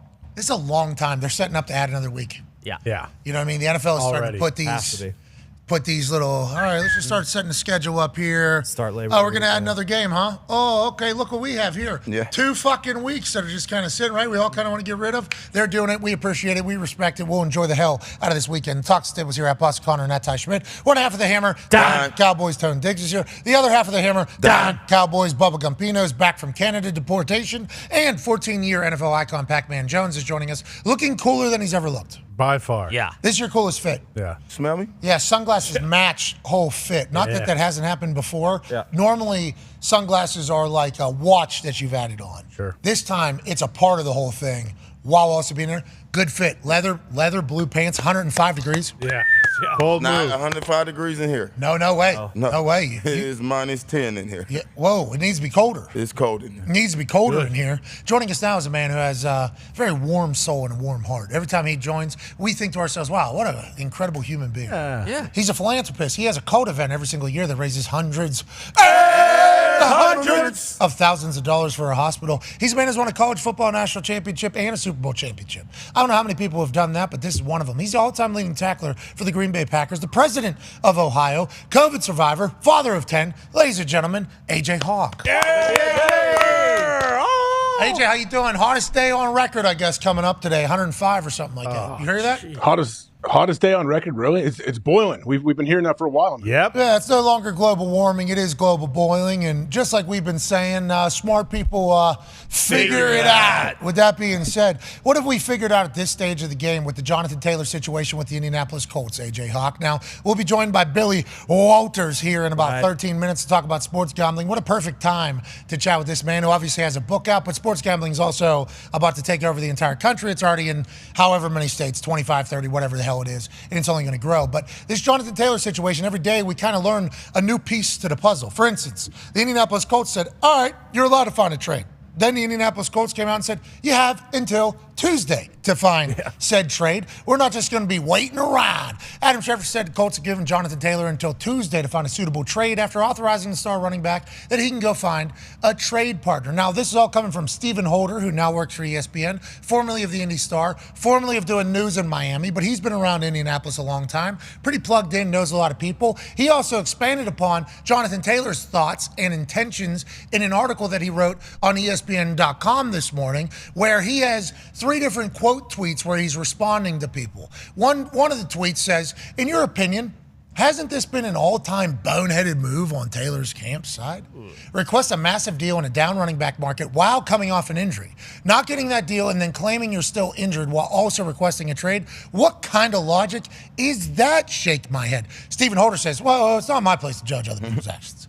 All I can do is tell you what the intent is. Taylor is unconvinced the Colts will ever do a long-term extension, so he is playing the only card he can. Whether we agree or disagree is immaterial. Those are the facts. Stephen Holder said, hey, Michael Blair, this is what we're talking about. Then he would go on. Chef Boyarbis? Yeah, Boyarbees? Yeah, you got it. Boyardee. Chef Boyarbees. Yeah. There it is. Chef Boyarbees. Get it, because it's Chef Boyar. We apologize, Chef. It appears to be Jake is your actual name. The issue most people are having in this entire thing is the agent. Before he switched, he was talking about his love for the organization, how he wants to retire in Indy, switches agents, becomes a diva. No player is going to get max money coming off a bad season with injury. Stephen Holder says Jonathan Taylor is extremely intelligent and is his own man. Ooh. You know what he said, Tom? Oh, yeah. Fierce. This perspective ignores a basic reality. Jonathan Taylor considered lots of agents and purposefully chose his current representative, Chef Jake Boyarbees. Which I guess is something that Stephen Holder thought that maybe wasn't being chatted about enough. And then he said, not interested in paying him at all, says Travis, or paying him at $16 million he's asking for. Big difference. What do they actually want? And then Jim Irsay told Stephen Holder personally on the record that they did not even make a contract offer to Taylor. It was never a negotiation because there was never an offer, just stating a fact. Okay. So what I just learned there, and a lot, and I apologize for kind of running through it all, Stephen Holder now at ESPN, he is a guy who knows a lot of people in Indy, so I would assume he's plugged in and everything like that. They didn't make an offer, so there's never a negotiation? No. Right? So is that, if there was never an offer, there was never a negotiation, how do we get to this point where we got public tweets kind of attacking each other, where everybody hates each other? There's one question. Follow-up, Jonathan Taylor chose this guy to be bad cop, is what I think Stephen Holder is saying. He said, listen, I've been, the mayor around here. I didn't get paid. Running backs are getting fucked. I need somebody that's going to go be bad cop. That's why he hired his old buddy. And then also, follow-up here is like what those guys are tweeting and Stephen Holder's answering to, the chef and the others, like Colts fans are very okay with Jonathan Taylor not being an Indianapolis Colt. Not everybody. Obviously, there's a lot of Colts fans that are going to be very bummed about this, but we are very much at a position, and I'm me included, so I apologize, I don't speak for everybody, but a majority of people, if you don't want to be here, don't be here, is kind of how this is going. Florio pontificated that the Tuesday deadline might be because the Colts are just going to take the best offer and move on. What do you think? And I apologize for having to do all that, but this is the biggest story in the NFL right now. One of the best players in the NFL 2 years ago, and he's upset and disgruntled. How's it pan out, AJ Hawk? Yeah, I mean, it definitely sounds like he's gone. I don't see any path where he's back on the Indianapolis Colts right now. It just doesn't – it feels like it's too far gone. We always say, yeah, money fixes everything. Well, I don't think the money's coming from Indianapolis, and that's probably what started all this. If he expected them, hey, let's at least talk. Let's negotiate something. He may have thrown some ideas out there, his agent, and then they come back with nothing. Like, no, you got to go play under your contract. And I would assume if that's the case, that's a big part of this. That would imply a negotiation, though. Like a negotiation. Yeah, I mean, do they think? Who knows? Until we hear Jonathan Taylor's his side of the story and what's going on, I guess we don't know. We only hear stuff that gets leaked from the Colts side, I guess, and from people like Stephen Holder. Well, and I think Stephen Holder's probably hearing from Jonathan Taylor's side as well. Yeah. I would think that he's going to be able to be plugged in on both sides. So congrats to Stephen Holder for being able to get to that point in his career here in Indianapolis. But and he's at ESPN. That's good. Hey, Stephen Holder, I remember his first year in Indianapolis. Fresh out of the news. He was a news guy in Miami, comes into Indianapolis. He said some things like, almost got boycotted from the locker room about Chuck. But I think he was pretty accurate with them about what his sources were saying, just the way, Stephen Holder has been, a guy. He's been a guy here in Indy for a long time. Now he's got the news on Jonathan Taylor that everybody on earth is trying to get right now. He would be the right guy to get into it. But, the whole thought that maybe there wasn't even a negotiation is wild to me, because then how were you so pissed off? If there, You would understand the trade request then, right? If you're thinking, all right, I thought we were going to talk at least or something, and then... Yeah, because the trade request would be a part of the negotiation. Yes, if he... That would be a move. Yeah, it's all part of it. Yeah, that's a move. Of course it's a move. Everything you say publicly is a move, too. That's what agents will say. You don't need to say, hey, I'm holding out right now, but we're going to figure this thing out real soon. I can't wait to get back in the field and get with my teammates. Go ahead, Pac. What do you think about it all? I think it was conversation. The number wasn't the number that he think it should be, and it's got a little sloppy. And Jim is gonna do shit his way, just same way Jerry Jones gonna do shit his way. And once it get out of, I think, a tang of respect, things go sour. I don't think this could be patched up. I don't think so either. It's weird too, because most things are, to your point, AJ, just give them a deal, money, whatever the reality of the money is, and it'll be all good. It's I don't think it's like that. And there was another thing I was talking to my wife about last night about it all, because my wife grew up here in Indiana, big Colts fan. And the team that introduced Indiana to the Colts, because Indiana was a racing city, Indianapolis was a racing city and a Pacer city. The Colts stunk long time. Colts are bad. Reggie Miller. Yeah, bingo. Reggie Miller. I mean, you talk about old cuz Jermaine O'Neal had a club here for a while. Deadlift Shrimp. Yep. Artest, Rick Stack, Smith. Steve Jack. I mean, this was, there's good Pacers history, basketball history here. I think the Basketball Hall of Fame's here. So, this was not a football city until Peyton Manning gets there, and then that team that gets built around, and then become a very passionate fan base because, we're fucking good, okay, we are winning. So this fan base, I don't want to say, they're used to winning, but, we're used to winning here. So for the last 3 years to be the clown car that it has seemingly been, and, Peyton never did this. No. This is what Colts fans are like, so your team stinks. This team is the worst that it's been in a long time. You guys are an embarrassment to our city. Peyton never had this situation. Now, he ended up getting cut, which certainly introduced us to the harsh reality of what the NFL could be. The other side. But Marvin Harrison, this never really seemingly happened to the extent in which this is happening. Dallas Clark, this never happened the way that it did. Jeff Saturday, Gary Brackett, Ryan Deem, Charlie Johnson, the people that introduced football to the Indianapolis fans. Yeah. And I'm not saying there wasn't people that knew, but you get it. They all have this. This is what football is. This is what success is. This is what we need. And if you don't want to be here, we don't fucking want you to be here. That's how Colts fans feel. And so I think Jim Irsay maybe got a little sense of that. Of yeah, brother, you don't deserve to be a Colt if this is how you want to act while our team is our worst. So that goes back to the point where I don't know if money can cure that. I don't know if money can cure people being this guy's, not only was he a part of the downfall of our entire organization, but now he's I got bad-mouthing the organization and saying anyone's out. It's ugly. And this was not who Jonathan Taylor was at all. But if you go back to what Stephen Holder said, he knew he wasn't like this. Yeah. And then he was give me a bad guy. I need it to happen. I just think it was a bad move to the first person that tweeted in the calendar year in which he did it, when he did it, this particular year coming off, I just think it was a bad business move. I think he's still a great football player.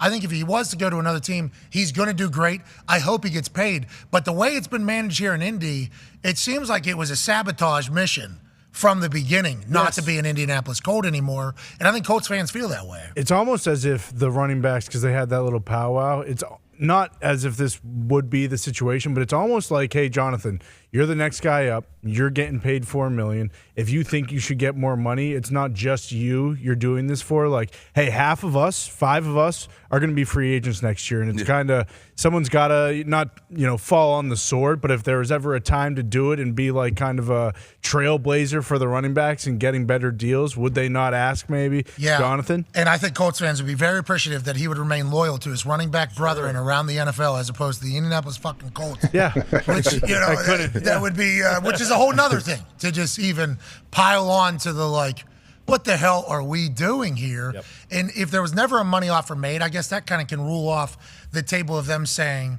and what if he never wanted to be back? What if, I know he made all those comments in the spring, I signed my contract, I'll play it out. What if something happened, whatever the offense is, whatever it might be, he's like, I don't want to play here anymore. Get me out. And that's why he might not be loyal to the Colts. It's like, hey, I've had 3 years and I've had 3 different quarterbacks, and you paid all the old linemen that blocked for me and they didn't block very well. So, yeah, I don't have any loyalty to the Colts. I have more loyalty to the running back Then in situation. April, he shouldn't have done what he did. Like, if he wanted the move to go the way it is. Yes. Now, granted, he goes to a big market, they win, he does well. This will all be just forgotten. Completely forgotten about. Yeah. But in the moment, it's loud around the NFL. Allegedly, 6 teams have questioned or inquired about it. But like in the modern NFL, we talk to GMs. Howie, allegedly Philadelphia, always in on everything. Yep. Brandon Beane of the Buffalo Bills, if he hears anything, he wants to know if there's anything going on. What's the level of commitment about the inquiries?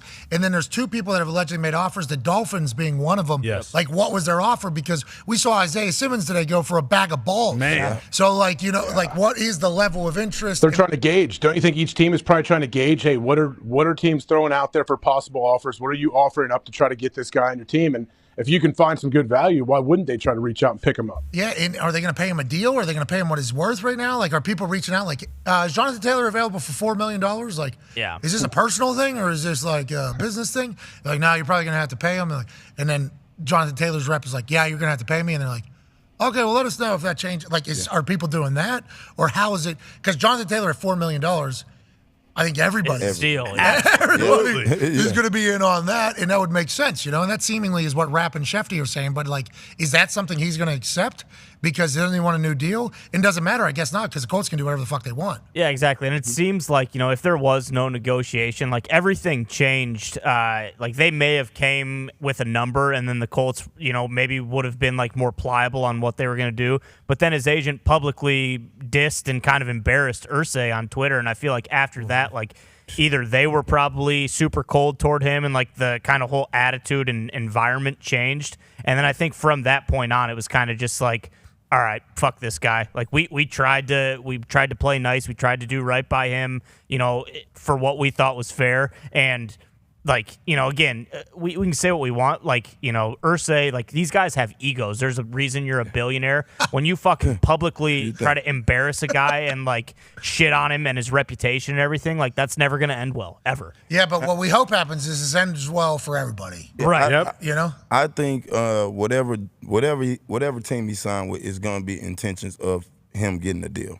There's no way that he's signing with another team to go play up under the $4 million clause. Concur. Unless it's just like that personal that they hate each other. It just can't work, which it might be. We have no idea. Oh, it's personal. We got to pivot away from Jonathan Taylor and chat about like a great of all time. Oh, yeah. In a particular field that is blossoming in the United States of America every single day. Mm-hmm. His name has been synonymous with sports gambling while remaining anonymous somehow for decades and decades, and that was a part of the entire thing. These sports books were trying to sniff out where the fuck his decisions and opinions were coming from, what humans are working for this guy, because what he'll do is he'll hit us with a left jab. Ooh, we'll put $100,000 on this side. The Vegas people will find out, that's Billy Walters, he must like it. Then he's coming on the other side, $500,000 on the other side. How about that? This guy bullied sportsbooks so much that his name started getting whispered around the entire country, even though there was no internet, there was no legal sports gambling. Everybody knew of this human's existence, including the government. Sent his ass to fucking jail. Yep. But who would he be if he wasn't the most successful gambler of all time who had a little run-in with the law. Ladies and gentlemen, the author of the new book called Gambler, Secrets from a Life at Risk, legend in the gambling world who actually bought a roulette machine one time and studied it so much so that he could go into the fucking Wynn Casino and beat them. Wow. We're talking consummate gambler, big brain, author now. Ladies and gentlemen, Billy Walters. What's up, man? Hey, not shaking, Pat. Thanks for having me. This is my kind of show. It's you guys are having a lot of fun. Hey, we tried to, Billy. And listen, whenever we found out that there was a chance you could come on the show, we were all very surprised because I grew up in Pittsburgh, a lot of Italians, obviously. We all know what happens there, okay? I'm actually 0.01%, got a horn necklace, okay? So let's all remember that. We've known of sports gambling. Your name, though, I've known it literally forever. I think everybody has. And then I started reading a little bit about you. You started gambling when you were 9. Then you become this guy who's gambling hundreds of millions of dollars a year, and you're winning all the time when everybody else loses. How did you get to that point? You're just smarter than everybody? Is that what you think? Did you pick it up quicker, or are you just the most invested in sports gambling? That's why it's kind of all hit. Pat, I guess I was a hard-headed dude and just had a tremendous amount of resilience and I kept getting knocked down. I tell you how I got good, Pat, is I kept losing. I lost and lost and lost, and I just kept after it and finally figured it out. It wasn't easy, and that's one of the reasons I wrote this book. You know, at one time, you know, I was call me a beginning average gambler, and I went through a lot of shit that guys are going to go through today that are going to start gambling. You know, legalized sports betting, and again, I'm so happy it's here because it's something that I've kind of dreamed of for a long time. You know, it wasn't that long ago, Pat, that I got indicted 4 times in the gaming capital of the world in Nevada, Las Vegas, for betting on sports. I went to court 4 times, and I beat them 4 times. Hey, everybody, really? Obviously, you won. I mean, that's what you do, yeah. And here we are. Yeah, but here we are a few years later. Now it's legal, and it's great, and I'm so happy it is. But I also know that, you know, beating sports on a regular basis, Pat, is a really difficult thing to do, man, 11 to 10. And so that was one of the reasons I wrote this book. I'm 77. I'm not getting any younger. And I wouldn't have sold this information, Pat, 10 years ago for $20 million. But I'm 77, like I say. I'm not going to live forever. It's my legacy. And I wanted to give this to guys who are betting sports. You know, they're going to have a lot better shot than they would have had on their own. And I put everything in there that I know about it, Pat. I didn't leave nothing out. There's stuff in there for the average guy that'll help him a lot. Betting strategy, money management systems, all the charts. They explain the value of all the points and money lines and what to pay. And then there's an advanced section in there, Pat, for I don't care who the guy is. He's going to learn a lot in that also. So there's a couple things in there. By the way, salute to Froggy's Bar. I used to spend quite a bit of time in Pittsburgh, and that's one of my favorite cities. Hell yeah. Did they know you were there? The books didn't know you were there, right? I mean, you had to live in, like, anonymity forever for this whole thing, right? Is that was a big part of the whole Billy Walters gimmick, right? Nobody fucking knew who you were? Yeah. Yeah, that was kind of it, Pat. You know, a lot of guys are betting sports. You know, they'll play on Sunday night, Monday when the numbers first come out and they're fairly soft. And, you know, you can bet a small amount of money. And I was never really interested in winning a small amount of money. I was interested in trying to win a large amount of money. In order to do that, you got to wait till later in the week to play, and you got to have a lot of different places you can bet. Sports market really, Pat's it's really not that big at all compared to Wall Street. And, you know, if you want to bet, say, during the regular season, $1.5 million, $2 million on an NFL game, you know, you got to bet a lot of places. And I put together a network. When I closed in 2016, Pat, and I prepared for trial in that insider trading case, and we had an office in Panama City, Panama. I had 1,600 accounts in that office, and that had about another 100 accounts in Las Vegas. So we were betting literally all over the world, and that's how we were able to bet so money. Yeah. Frankly, that might have been as difficult as the handicapping part was, or maybe even more difficult, you know, putting all those accounts together, but more importantly, maintaining them. Yeah, I mean, when you're betting hundreds of millions of dollars, 1,600 accounts in Panama City, Panama. Whoa. I mean, you're on the run there. You're a full outlaw in this entire thing. But also, you got to manage now where everything's going at every single turn. I couldn't even imagine the back-end paperwork to keep track of everything. What a nightmare. Everybody just paid you because they didn't know, or because obviously the horror stories back in the day of sports betting is if somebody loses, they're going to come get you. Hey, they're gonna come, you might give a baseball bat to the shins. Yep. You know what I mean? They're going to do that whole thing. Break your hand. You never had that issue, I guess, because you always seemingly ended up and paid your bets. But was it ever hard for you to collect money whenever it wasn't regulated, legalized, or anything like that? Well, Pat, first of all, I was in Las Vegas. I had an office in Panama City, Panama. I had about 30 guys down there running that. I've been stiffed for millions and millions of dollars. I mean, by bookmakers, not by, they didn't pay me. So, and I've been stiffed by people I did business with. I never had the arm laid on me for trying to collect any money from me. I've had the arm laid on me for trying to shake me down, as I share in the book, But so yeah, I've had a little taste of getting stiffed, and I've had a little taste of different things in my life, as a gambler. But I never had any issue with anybody ever trying to muscle me because I didn't pay them, because I pay everybody. That's a smart play. That's actually quick pay, quick friends. Go ahead, AJ. I'm curious, what's like when you see people gambling on sports now, what's the biggest mistake you see, like amateurs or people that kind of just are casual gamblers? What's the biggest mistake they make? Pat, what I put in the book, AJ, I'm sorry, excuse me. AJ, what I put in the book is I put some basic strategy in there. And the basic strategy is the majority of them, they got one bookmaker they're betting. I mean, you're making the biggest mistake in the world if you do that. You've got to shop around. You got to get the best numbers. You need as many bookmakers as you can possibly bet with in order to see what the market is. The second thing is, AJ, I see a lot of people playing parlays and teasers. People bet sports. They're under the pretense they're laying $11 to win 10. And on a straight bet, you are. But a lot of these parlays and teasers, you're laying $1.25, $1.30. You got no chance to win. And then I see people buying half points, and they're paying way too much money to buy a half point. There's things such as that. And the other thing I see, AJ, is I see people getting involved thinking they're going to make a lot of money real quick. They go in, they get themselves, overboard. They got started chasing their money, and they end up losing a lot of money they shouldn't lose and get themselves in trouble. My simple advice is, look, get you as many bookmakers as you can. Shop around, get the best number. I put the charts in the book, AJ, so everybody can understand what the true odds are. But more importantly, if you're going to buy half a point, every point has a different value. Some are a lot more important than others. As you know, Pat, 3 is the most important number in football. You're the man. Hey, thank you, Billy. That's right. That's right, baby. And but anyway, Billy fucking knows. Hell yeah.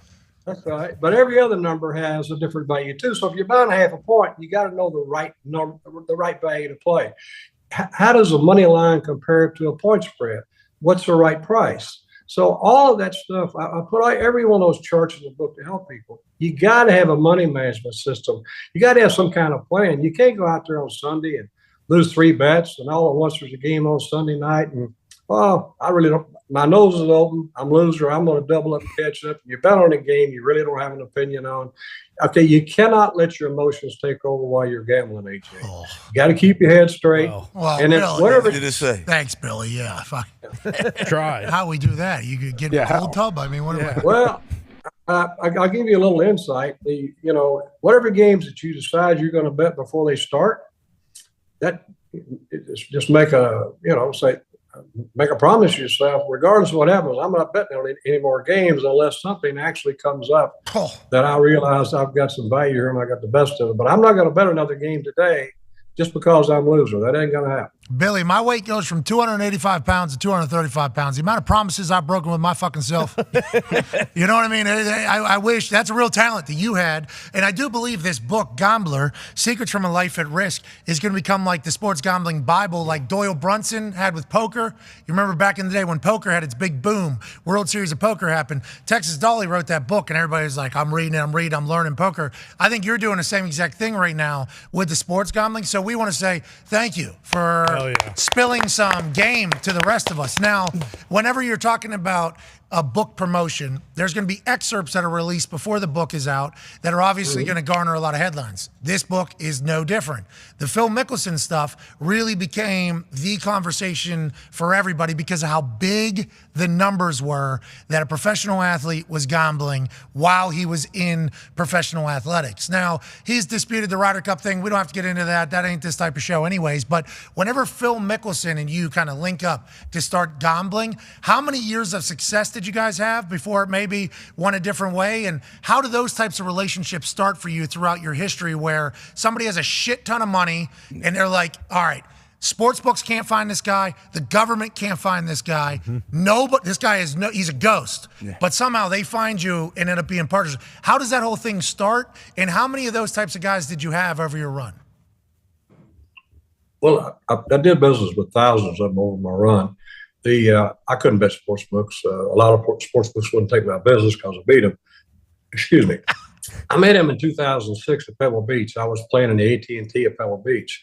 And he and I made the cut on Sunday. I was playing with Freddie Jacobson, a pro. He was playing with Steve Lyons, a guy at Ford Motor Company. That's who he had he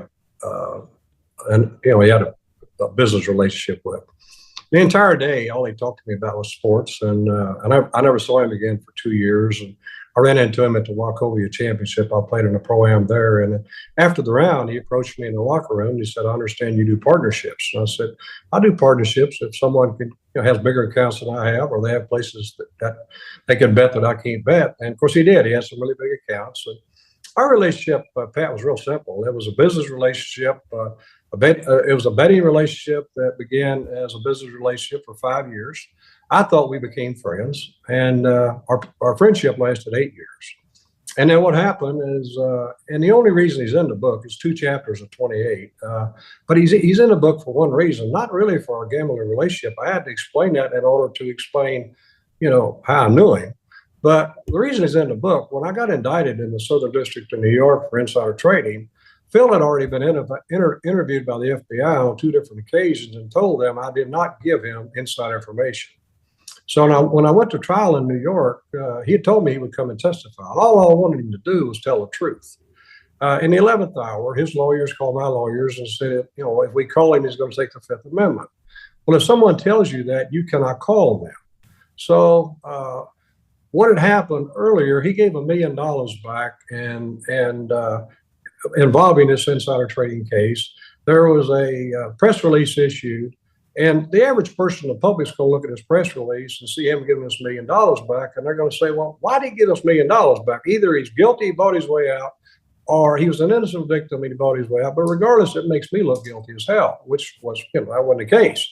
So anyway, all I want him to do is come forward and tell the truth. But the problem was, Pat, he was jacked up in another case that began a year ago prior to that.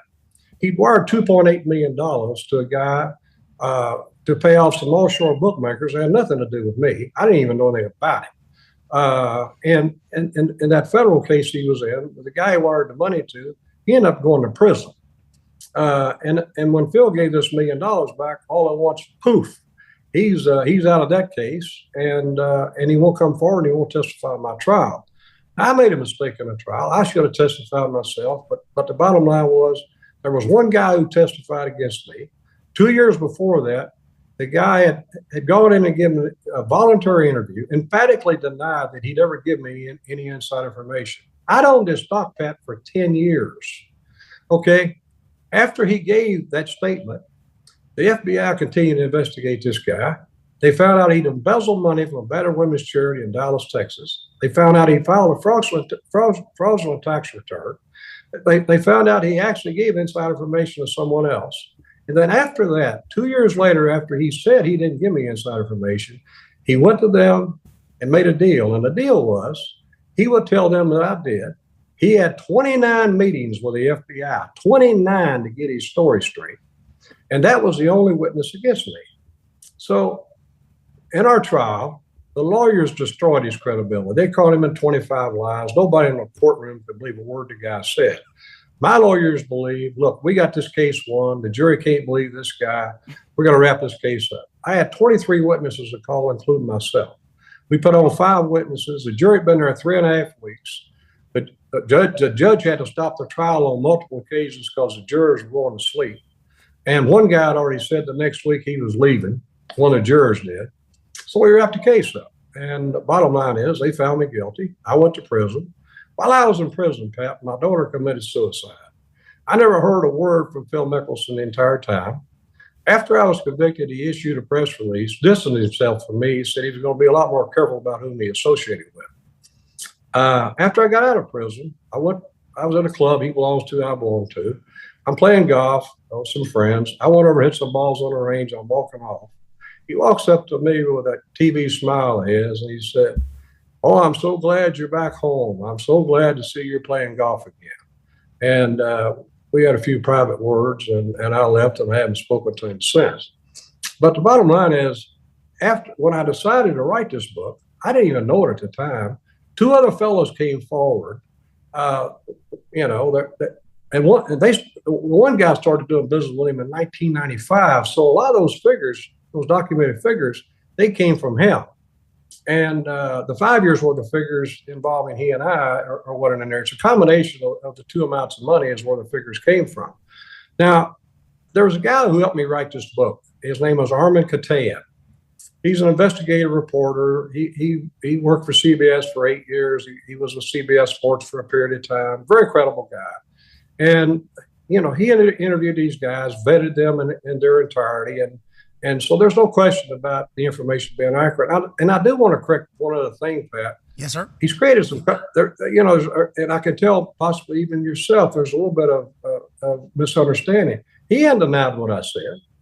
All I said in my book was, Pat, he attempted to bet $400,000 on the Ryder Cup when the U.S. team played at Medina. I didn't say he bet it. I said he tried to bet it. It's right in the book. He issued a very very clever statement. He said, "I never bet on the Ryder Cup." He never denied for a second he tried to bet on the Ryder Cup. He hasn't, and I don't think he's going to. And then Rory dunked on him. Rory dunked on him immediately afterwards. That was the entire thing, which I think, for a book sale is probably good. But for us, it was like, okay, what's going on between Phil and Billy here? And then we just hear this. You guys are never going to make up, huh? That's never going to, that feels like you probably sat in jail a few times thinking about how the hell did Phil Mickelson do this to me? And that is probably why you got to the point that you got to it. Well, Phil, Pat, when my daughter died in prison and committed suicide, there was no question in my mind I was going to write this book. And I had 31 months in prison to play Monday morning quarterback on what happened. So Phil's in the book for one reason only, to tell the story. There's a lot of stuff about Phil that's not in my story. All right, okay. All right, well, So, I mean, believe it or not, I took the real high road with Phil.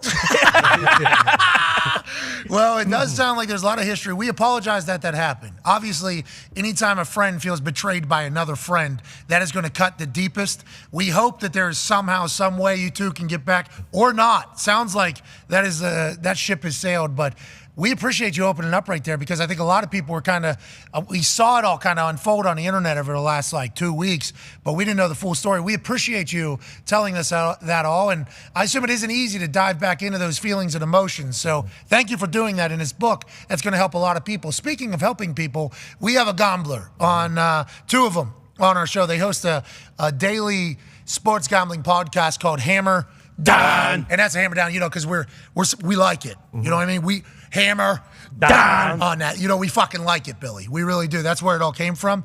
And he is geeked to ask you some questions about gambling. So we appreciate you making him a better gambler, because he tells us how to gamble. And in doing so, this is a massive moment, which I assume you're having a lot of now that people know who you are and you're talking to more gamblers and young gamblers that want to be great. Go ahead, Tone Diggs. Yeah, Billy, you talked about in the book how there's stuff in there for inexperienced gamblers and then maybe some more experienced gamblers. I think the main difference, a lot of the experienced gamblers say that they come up with their own power ratings and their own lines and things like that, so that when the books come out with their lines, they know which side of the game they already want to be on.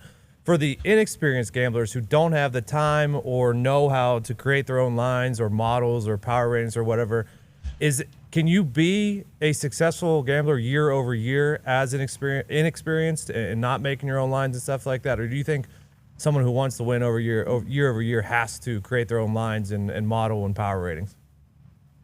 Over the years, I've had 25 of the top handicappers in the world work for me, and I've had like 7 of them at a time. I spent millions and millions of dollars every year on research and development. Those handicappers, some of them are quantitative handicappers, some of them are qualitative handicappers. The qualitative guys don't even know how to turn a computer on. So in the book, there's a lot of variables that go into. I put every potential variable that could be involved in a game in there. Yes, to answer your question, if you get really good numbers, you shop around and get the best prices. If you got multiple accounts, and you can beat sports without even knowing how to turn a computer on.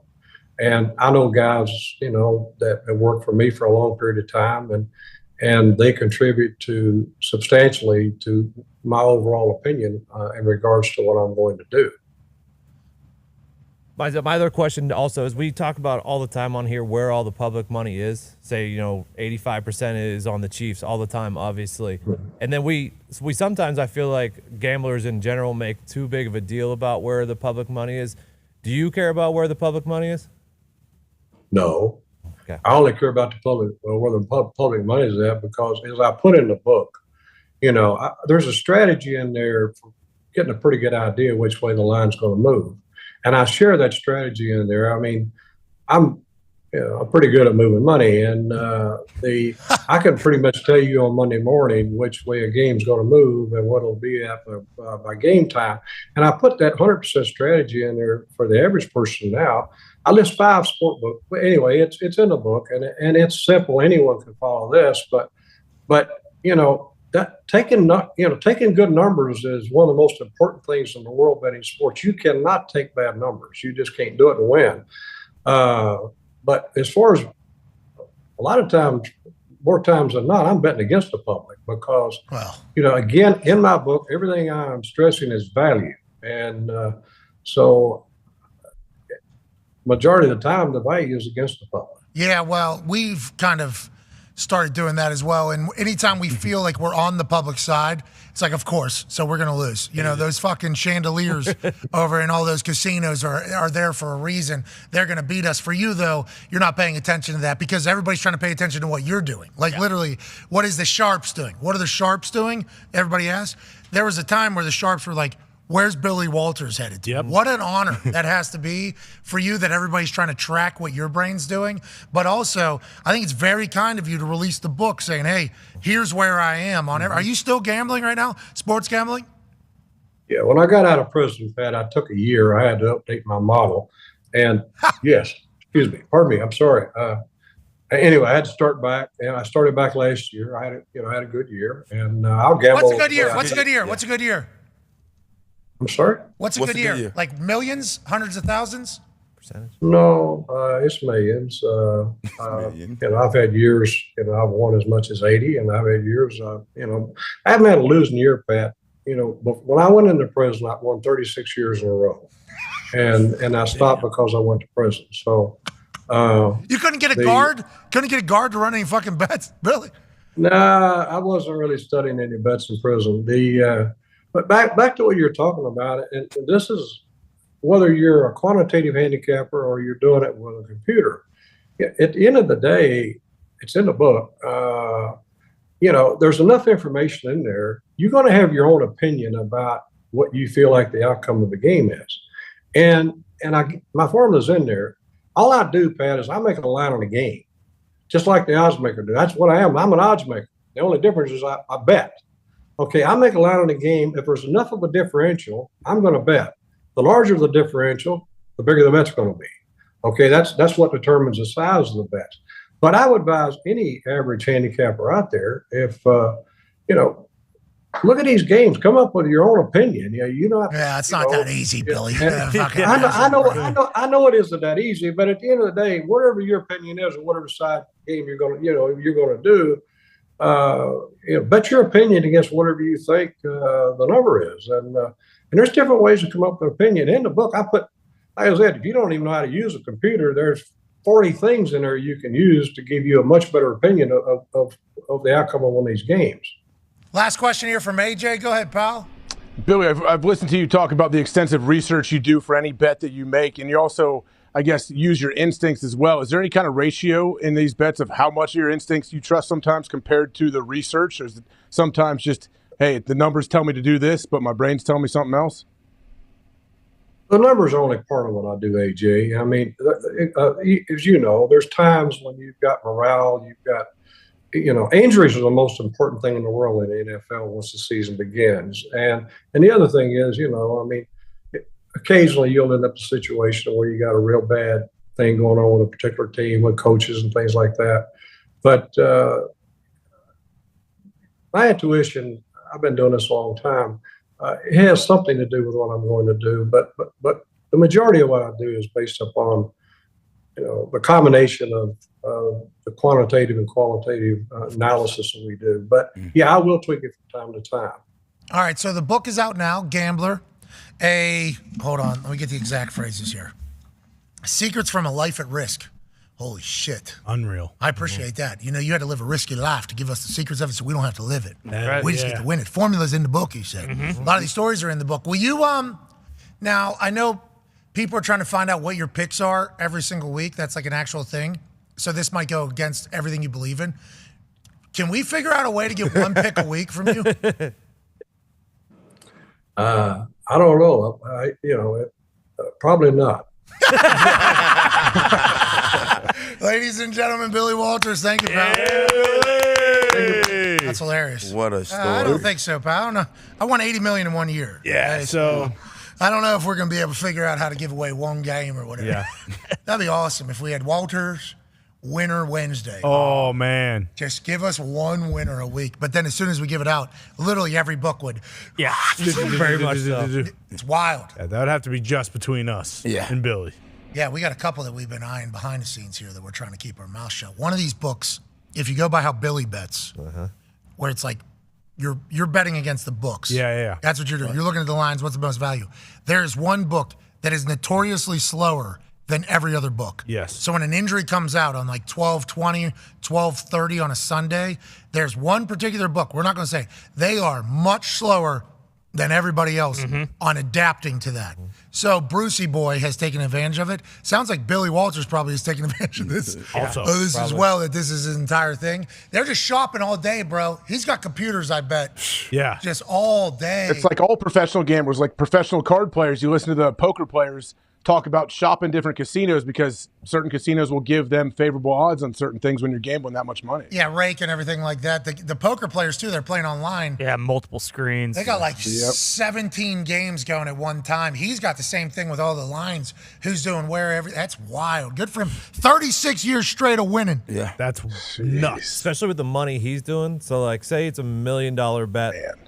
Notre Dame Navy right now, the line's 20.5. At Caesars, 20.5 is minus 120 for Notre Dame to cover.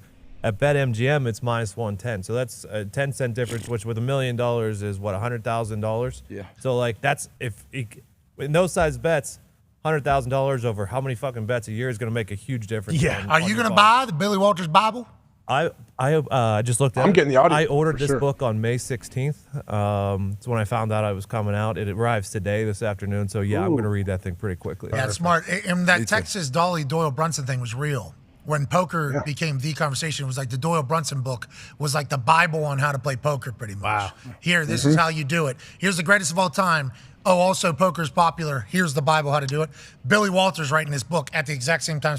Genius. Yeah. Absolutely genius. And for it to be coming out with, 14 days of damn near no football. We can have a nice little breakdown of how we're going to attack this, season over these next 10 days before Chiefs-Lions. I don't think him and Phil are getting back into good graces. Nah, it doesn't sound like it. I don't think so. I think the daughter part played a lot in that. I would think so, yeah. The amount of this motherfuckers. Yeah. Yeah. You know what I mean? With his accent there. Yeah. This mother. But you know why Phil was not going to take the stand. Like, you think he ever was going to? Well, what I would assume is Phil's legal at the time was like, you need to distance yourself from Billy Walters because you're a professional athlete. Yeah. So Billy Walters, though, is like, yeah, but also made you a lot of money. Keep me out of jail, please. We are 31 months. Yeah. Long time, bro. 2.5 years in jail. Yeah. True.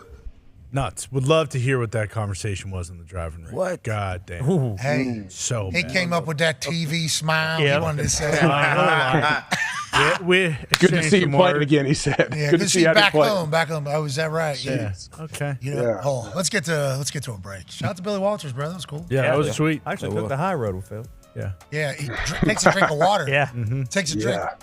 There's more. Now I left out of the. Yeah. Oh, whoa! I don't want to become that shit. Yeah. Nope. You can take that. Tony, what do you got? You can take that. So, Tony. Tony. Oh no. Ooh. I do. I still haven't figured out Diggs' joke from earlier.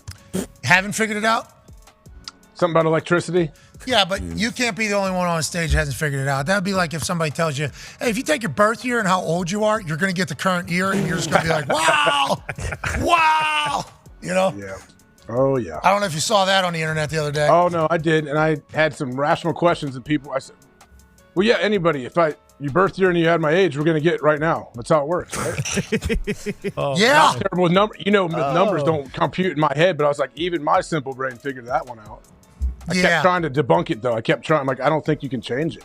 Well, then there was, my wife actually wanted to explain it more to people just in case. Mm-hmm. She said, it's got to be the year you're turning this year. So if you haven't had your birthday yet, still got to do the. Mm-hmm. Okay. Makes sense. That was the best. I sent 3. She posted on her Instagram story. I sent a babe, text, babe, 2 of them. Then she put a follow up. Babe, what are we doing? That's spooky, isn't it? Well, it is. I assumed I was missing something. Nope. Me too. And then when we found out that we were seeing the picture perfectly clear, there was a lot of what the hell's going on here? The internet's a wild place, all right? Truly. Just keep yourself in there. Even when you think you're learning something, you could be getting got. That's right. Somebody's trolling you. Right? Yep. Oh my God, this is amazing. Usually the case. The internet. Gotcha, fucker. Yeah. Come on! I'm done. Let's go to a break. Next hour is going to happen. Here we go. We got Mitch Morse of the Buffalo Bills joining us. Hell yeah. This break. Be your friend, tell a friend something nice. Take 5. Bye. Welcome back to TBT Fave Football. Last week, Tone Diggs kicked us off. Kenny Pickett's Steelers' incredible performance. It really was an inspiring one. This week, I will be doing a playoff game in the wild card round on a Saturday night in January. Chargers, Jags. A real tale of two halves. Let's get into it right now, Foxy. Trevor Lawrence looking to start hot. Boom, Sebastian Joseph Day to Bosa to Drew Tranquil. Are you kidding me? Not what they were looking for. Okay, in the playoffs, you don't want to throw picks. Usually you lose, but not always, not always. Let's go to the next one here. A couple plays later, Austin Eckler, see ya. Little right to left. We're going right, let's go left. Going right, let's go left. Touchdown. 7-0 Chargers. 4th down, little drive for the Jags. Oh no. Oh no. Asante Samuel Jr., not his father, Jr., he had a hell of a game. This was his first interception. It wasn't his last interception. Trevor Lawrence, chin strap off. Shit. He's probably saying that to himself. They go down, kick a field goal. Okay, finally, redemption for the Jags. Let's go score again. No, not again, Asante Samuel Jr. Are you kidding me? What is Trevor Lawrence seeing out there? Okay, it's so early. People who bet on the Jags are crying. People who bet on the Chargers are going crazy. It's 10-0. They turn the ball over all of a sudden. Okay, Chargers ball again in the red zone. Let's go. Let's see what happens. Do they have a guy, Austin Eckler? Oh, yeah, they do. He's a fast, quick little son of a bitch, and he can run you over. He decides, you know what, I'm just going to put my foot in the ground, put my helmet in this guy's chest, and run them into the end zone. Now here we are, 27-0. And this is a very important play. 28 seconds left in the half. You know, maybe most Jags fans are saying this one's over. I know I was saying this one's over. But the Jags do what the Jags do. They put together a drive at the end of the half. Trevor Lawrence died. How you doing, Evan Ingram? 27-7, this game's still probably over. Let's go to the second half. Let's check the score here. 50 seconds left in the third, 30-14. Not enough time. I don't think the Jags were saying that. Go ahead, Fox. Trevor Lawrence. Oh, let me see. Is that Zay Jones wide open in the end zone? Yeah, it is. Bucket, bucket, bucket. Trevor Lawrence, all of a sudden, new quarterback in the second half. Here we are. Kirk, end zone. Great catch. Some of us might remember what Joey Bosa did after this play. Right tackle might have gone a little early. He might have gone just a little early.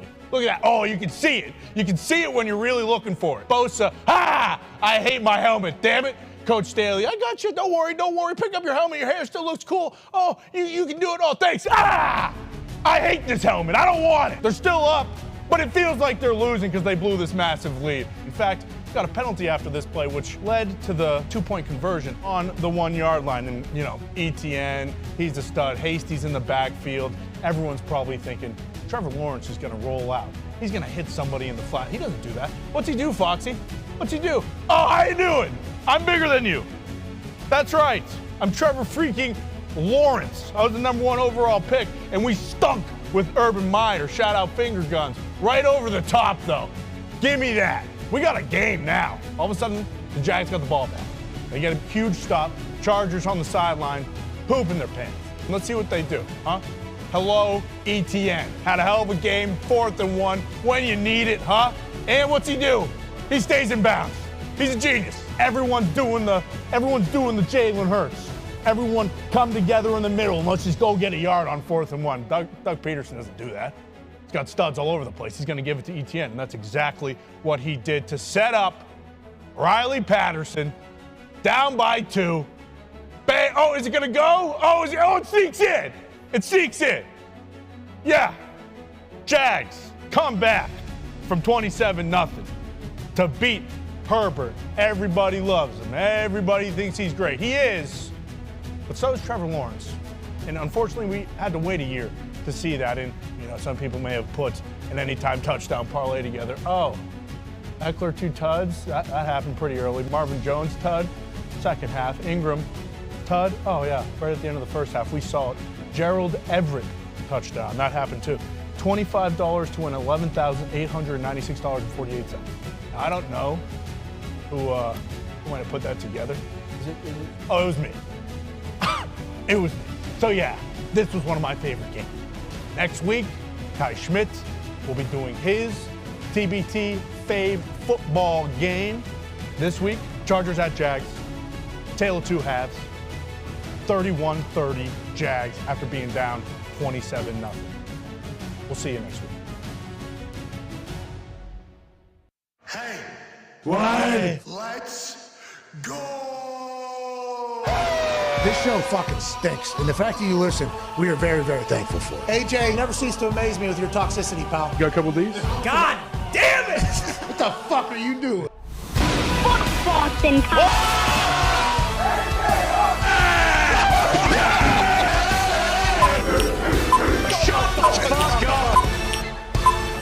Hello, beautiful people. Welcome back to our humble abode, the Thunderdome, on this Thursday, August 24th, 2023. Hour 3 of this program starts right now. Football is happening. That baby AJ Hawk, all on a team here. The Toxic Tape was here at Boston Connor and at Ty Schmidt. One half of the Hammer, Dahn. Cowboys Tone Diggs is here. The other half of the Hammer, Dahn. Cowboys Bubba Gumpino is here. 14-year NFL icon Pac-Man Jones is here, who once chirped the man that's joining us right now and all of his friends all by himself. Oh, yeah. Ladies and gentlemen, he's going into his 9th year. Last year he made the Pro Bowl. It was his best year yet. Or maybe it was his most recognized year yet. An absolute dog from Texas, went to Missouri, former second-round draft pick. Ladies and gentlemen, Buffalo Bills center, Mitch Morse. Gentlemen, how are we? Hey, how's training camp? How we feeling? We're almost out of the woods, I would assume. We got a 2-week break before the regular season starts. That's nice. How's the body? How do we feel, Mitch? I mean, dude, you know how training camp goes. It's a nightmare in general, but it's been good. Coach has done such a good job of kind of working with the CBA and stuff like that, and working when we need to work, getting some rest when we need to. But just in general, just old and kind of shitty, to be honest. Coach has done a good tired, job. Pat. I'm just tired. But. Coach has done a good job following the fucking rules. Okay, so let's make sure we know that offensive linemen. I think offensive linemen worst training camp. I think so, right? Yeah, you guys have the worst. Yeah. Yeah, that's about right. But I think at the same time, little victories in the day, whether it's from shells to pads and all that really doesn't change much for us. And it's just training camp, man. I'm trying to find something fun to say, but it's it is what it is. It's a necessary evil, and everyone has gone through it, not only from camaraderie's sake. Kind of working through getting your body back into it. I do think that ramping up and getting your body used to those long ass weeks in the season. It's a necessity, but it's not the most fun while you're there. Yeah, O linemen are always the best people in the middle of training camp to go up to and go, boys, you get to do this. Yeah, you're lucky. You're lucky. Yeah. Millions of people wish they had your. Come on, run your face into that other guy again. Now, come on. It's 110. Let's fuck. You're lucky. You're lucky. They gave us. We got Guardian caps now, so it's cool. That works well. Oh yeah. There's an extra layer of protection. I know AJ Hawk would have been a big fan of those, especially one-on-ones. Imagine AJ's noggin with that helmet with the Guardian thing. Come on. He'd have been that big fucking hat that dude from the Commanders was wearing. Yeah. That's what AJ Hawk's walking around with a bobblehead. How's it feel though? Honestly, I want to ask Mitch. How does it feel hitting with that thing? We never really got does it feel like a weird dull thud?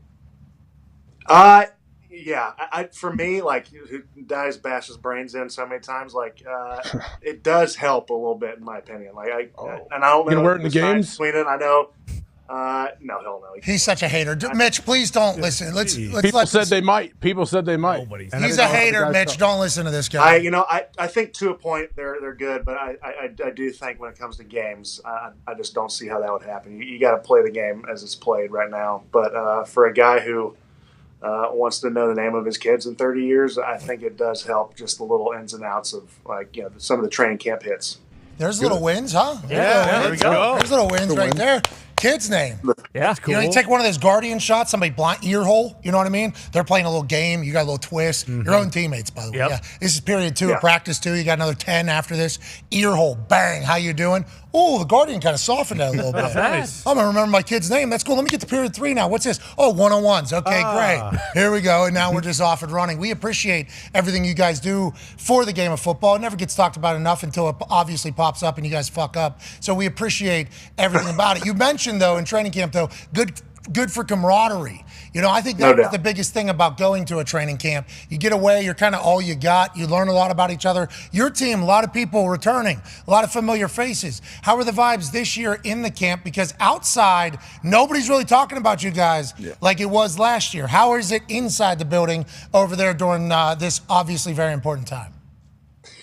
No, I do think you find some solace in the fact that you guys are all going through this together, whether you're teammates.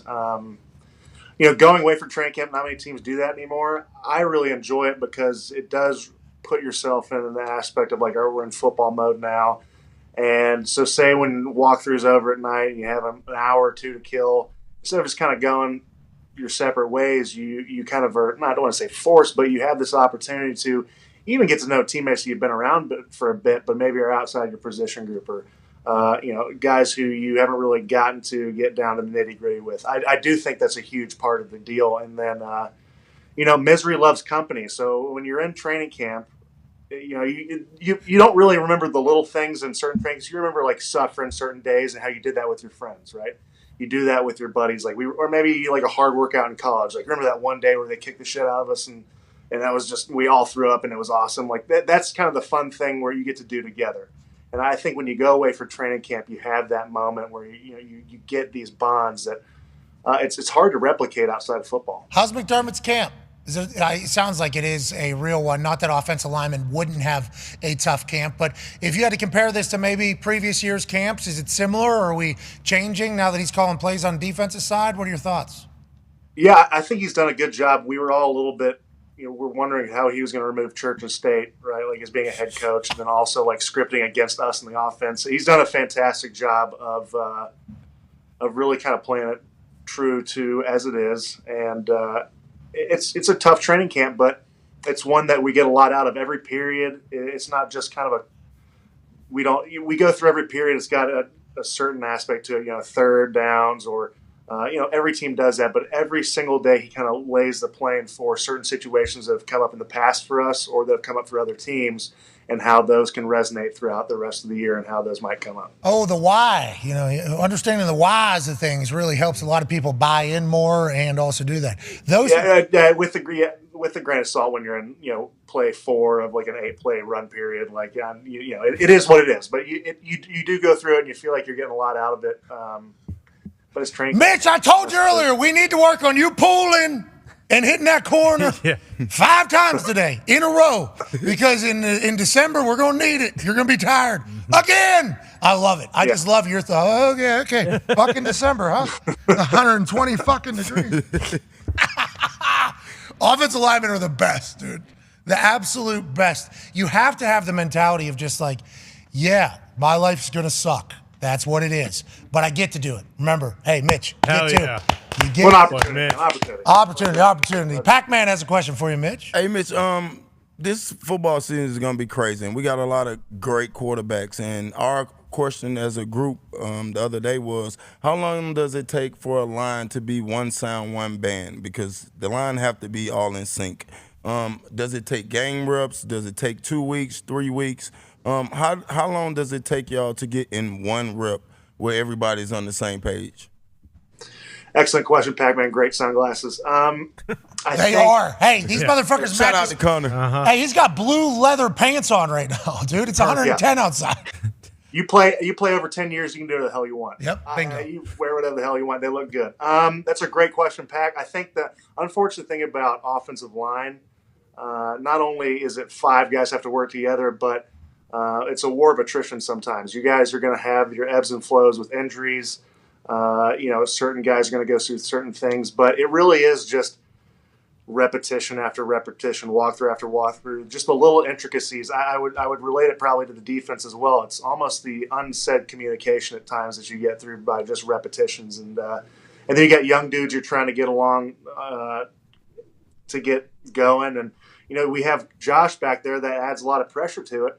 But it's a beautiful thing because we have a guy that we need to protect, and it's sometimes it's not so much pressure, but it's a sense of urgency to kind of get everyone on the same page and have these opportunities where in the walkthroughs you can, it's just coaches speak, but it's the truth is you get to steal these reps, these opportunities, even if it's not physical to maybe they correlate to the game. It's a big moment that you can keep your quarterback clean and getting everyone on the same page. And the reality of it is rarely you're going to have all 5 guys doing the same thing at once. You just try to mitigate those as much as possible so that you have as much flow as possible with an offensive line. I love that you're a big proponent of walkthroughs. We can get it's coach speak, but on Saturday, no pads. People are walking. We can get good work in here, Coach McDermott. You have to, dude. You have to. Or week 12, 13, you're beat to hell. Like if you can't get something done a walkthrough, and then you got to go out there and practice, it's a nightmare. Yeah, so especially all these teams, Mitch.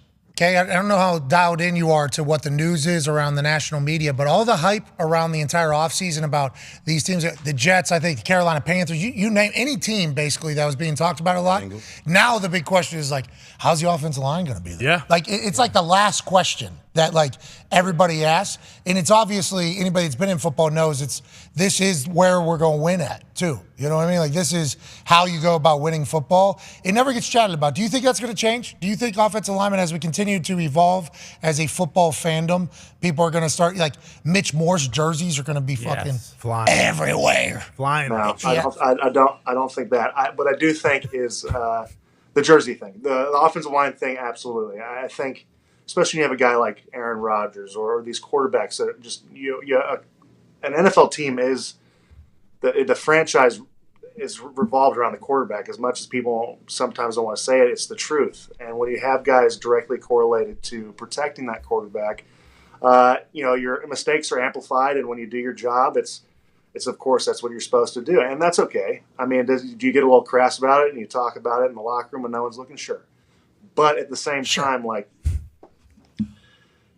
you got to protect your franchise, and you do it the best you can. You try to do it with grace. You try to do it with some pride.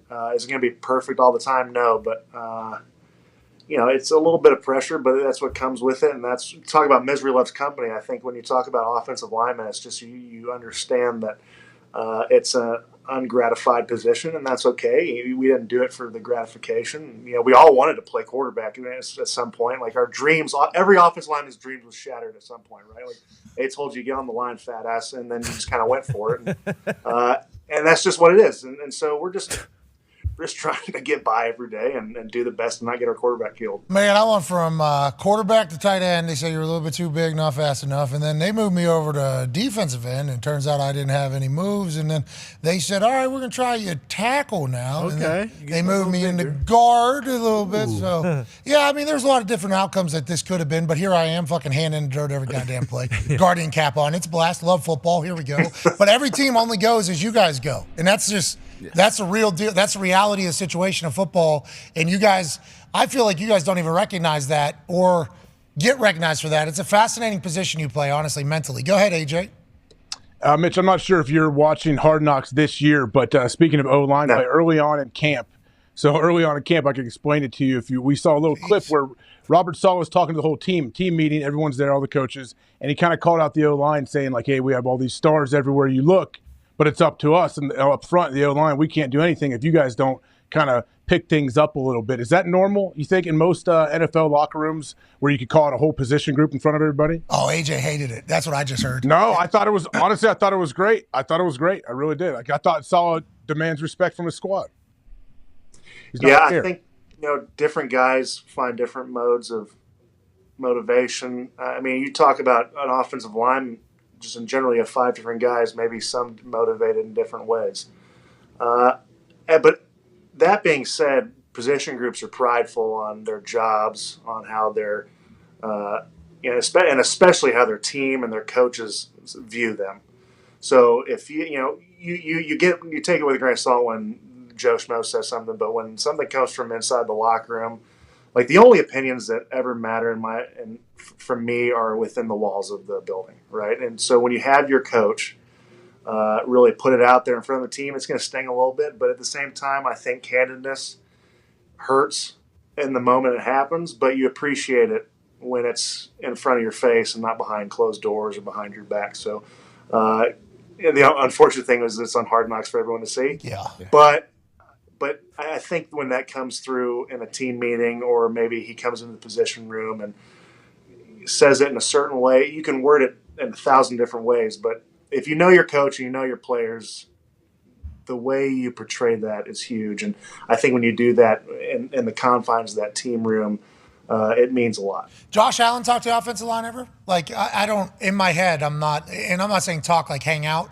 Like, for instance, there's some quarterbacks, they get hit, and it's like, all right, that's going to happen. Mistakes are going to happen. Get hit again, same exact situation. It's like, all right, okay. And then it happens again, and it's like, hey, you need to start doing your we need to do that. Not everybody's like that, though. There's some quarterbacks that do that. There's some that aren't. There's different styles of leadership, like you just pointed out, about reaching people. What is Josh Allen like whenever it comes to like game days and things that are happening on the field in real time? That's a great question, Pat. He never points fingers. And I think that's huge, right? And even when because you get the quarterback crush, it's not like awesome, sweet. And I was looking for that to happen. Like you feel like shit, right? So that was the goal when this ball was snapped. Yeah, how did that happen? Like, I can't wait for him to get murdered, and then it's my fault. So you pick him up. He knows the same thing too. We're all trying to get the same job done. Not once have I ever seen him point a finger at an offensive lineman. Whether it's I snap in the wrong cadence or anything like this. It's a let's get the next play going, because all that's going to do is dig me in a hole, right? Say I'm an emotional roller coaster. My quarterback, who I have the utmost respect for, is getting after me. Like it might take me a play or two to rebound. It depends on the player, right? But he's never done that, and I have the utmost respect for him for that. Okay, hope you're happy. Yeah, next 3 plays. Good luck. Thanks a lot. Hope you're happy. Yeah, better hope we're punting this series. Yeah. It's going to be a long one. All right, I would not be picking up a first down. It's your job, because you picking him up, that's like the worst part of it all. Like it's the worst. You get beat, and then Oh, there's $500 million on the ground. I am sure. And everybody on TV sees it too. Who got beat here? Well, probably the guy. It's the guy. I'm so sorry. It's always the guy picking him up. Yeah. Yeah. That's true. Hey, good position. Great job. Yeah, it's a great job. You get to do it. Tone Diggs has a question for you, Mitch. Yeah, Mitch. All these guys who played in the NFL always talk about how coaches sometimes love when you guys win the game, but then there's stuff to work on. How does that work in the preseason? Because, just from the untrained eye, things didn't go as well as they could have against the Steelers. So did the coaches love that? What was the team like after that? Yeah, it was so much fun after that. No, I think your Steelers came out and they not only did they just execute at a higher level than we did, but they just came out with a little bit more fire, and that's embarrassing as a team, right? Preseason or not, when you get handed it to you. Okay, so we did read that right. So we did read that right. That's how you guys felt too, because we're big Bills fans over here. Yeah. But watching that game, it was like, this doesn't look, great necessarily. You guys knew that we weren't misreading that situation. Okay, good. Not at all. I think from we got on that bus, we knew that. Something needs to change, right? Because we had all of our starters playing, and they did a little bit too. And from the jump, it was just one team was on fire and one team couldn't do anything right, and that was of no doing except our own in regards to matching their competitive edge, matching their moxie, and everything that came out with. They just smacked us in the mouth, and then we didn't respond. So for us, it was a huge wake up call. Coach could have been way more. He could have laid into us a lot more, but he used it as a coaching tool, and it was very calm. It was one of those things like, don't mistake my tone for my message kind of deal. So we came out, had a great week of practice. Let's just say that. And for us, it's trying not to. We understand it's the preseason. Like, you take it with a grain of salt, right? But at the same time, we want to put something out there on film and when we play that's to a standard that we want. And to say that was not our standard is an understatement last week. He wasn't mad. He was just disappointed. Mm-hmm. That's right. And but it's so much worse, dude. It's so much worse. Oh, okay, good. Happy to hear that. Well, hey, the boys were on fire this week. Hey, everything's flying around up there at Buffalo. Let's go. It's preseason, Like practice. 3 weeks, who gives a fuck about any of that? Nobody. You know what I mean? But it is nice that you guys saw it as like, these games don't matter, but we got some shit to work on. Let's do this quick. No doubt, dude. I love that. That's what preseason is, right? Right? I feel like that is what preseason is. What are your thoughts on where preseason is right now as a whole? Feels like we got some people that are all in, some teams. The Chiefs, for instance. Yep.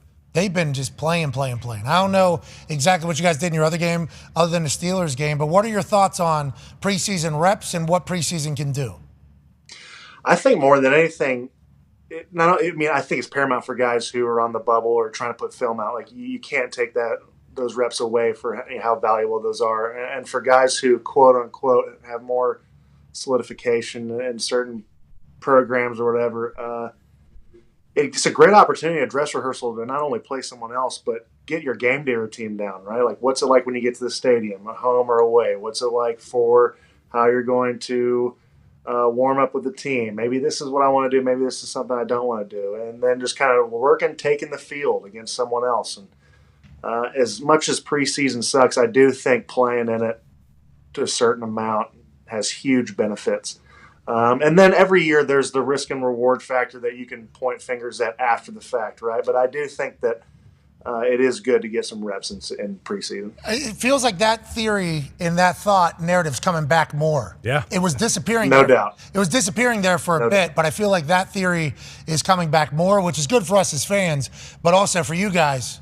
Go run your heads into each other faster. Joint practices and in the game. Need you guys really demolishing each other for, see who should be on this team. Yeah. Ty has a question for you about the teams in your division. Yeah, Mitch, obviously with Josh and now Aaron in the division, and then to some extent Tua and Mac Jones, like the quarterbacks get talked a lot about, but I think a lot of people also see the D lines on every team as like maybe the strength of the division. And obviously, every single week you guys are going against great players and you can't really take any plays off. There's great rushers on every single team. But How aware are you guys of like going into these division games knowing like, okay, we really do need to be at our best today because if we don't, like any of these D lines could fucking kill Josh.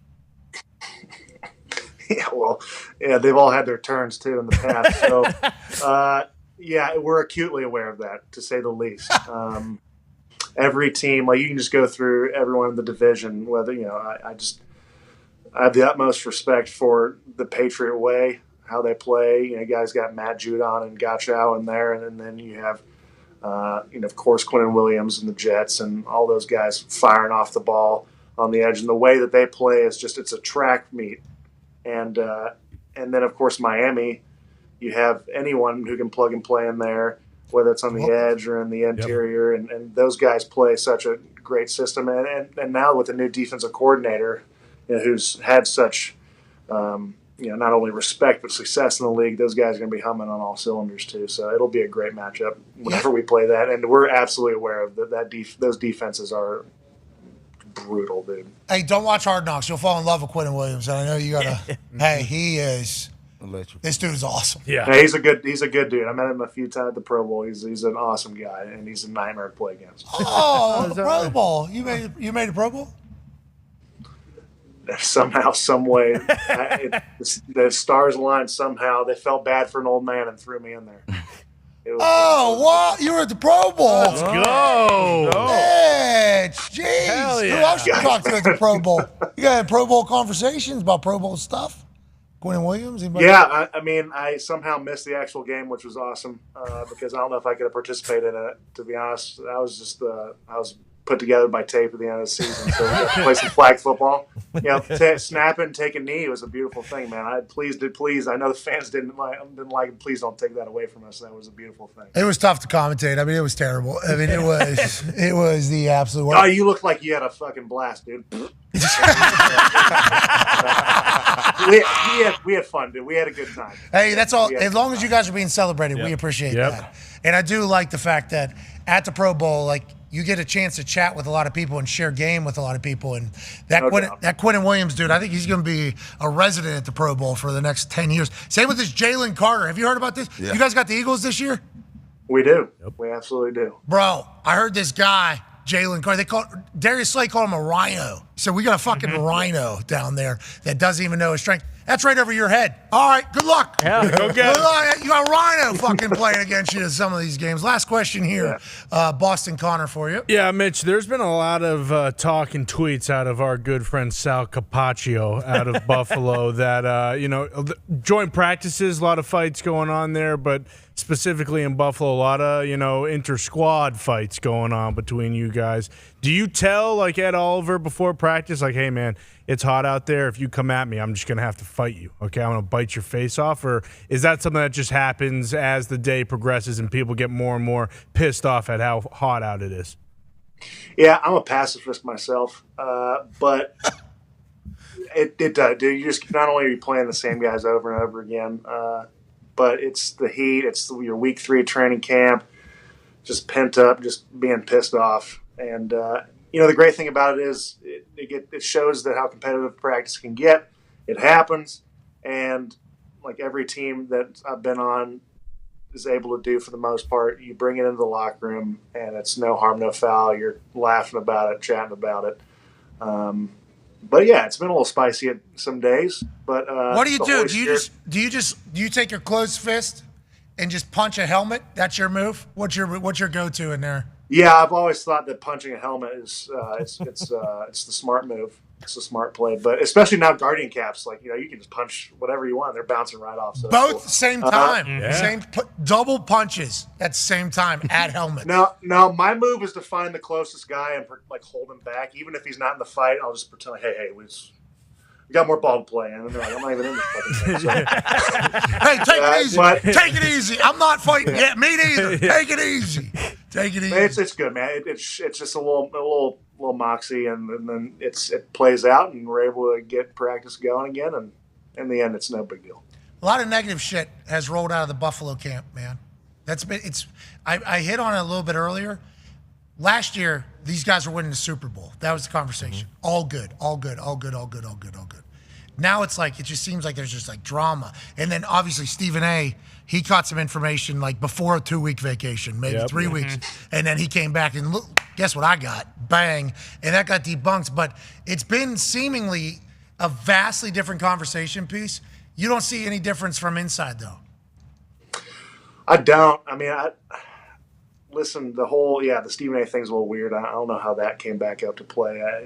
Seeing Steph around here, he's 1,000% in, man. Like it's what's going on. Like he's in this thing with us. So debunked for sure by Steph on himself.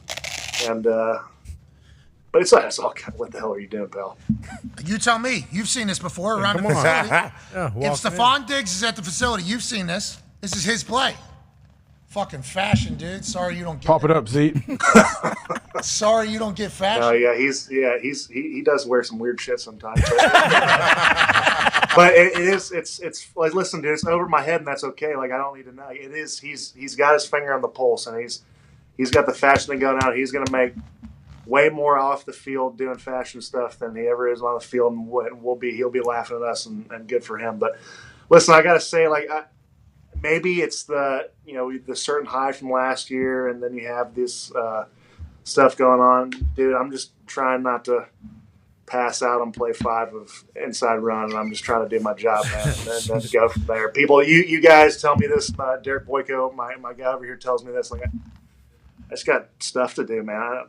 It is what it is, and if there is stuff going on, they're not telling me. They're not telling the old man. So yeah, it's cool. Did you hear about Bean sandbagging us? Did you hear about this?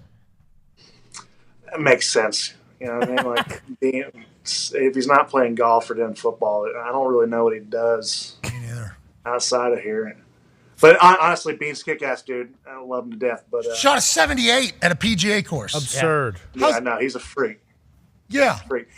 From what I hear, he's a really nice dude, all that stuff. Not very fun to play golf with because it's like, it means so much to him, and you can't just like. Oh, we're trying. Joke around.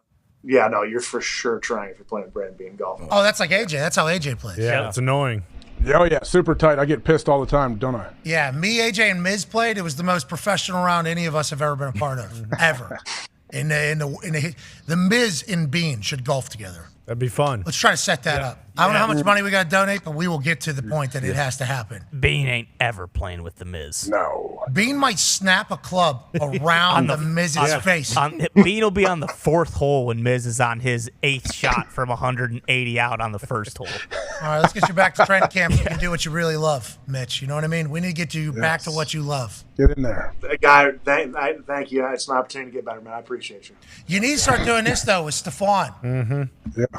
Get the right one. He has the left one. Get the right one. Well, the right one we're giving away. Remember we autographed? Yeah. We're signing, we're giving I mean, Stephon, the old school one that Stephon wore. Oh. He wore the throwback one that had like leather and wood on it. Yeah, the cricket cool. ones. Sweet. You know what I mean? We were only... I got like 2 shirts, dude. It's my wife shops for me at Old Navy. It's all I wear, and if Stephon starts wearing Old Navy shirts, dog, I'm in. I got my finger on the pulse. Besides that, I'm out. You're the best. Ladies and gentlemen, Pro Bowler, center for the Buffalo Bills, entering his 9th year in the NFL. Good on you. Ladies and gentlemen, Mitch Morse.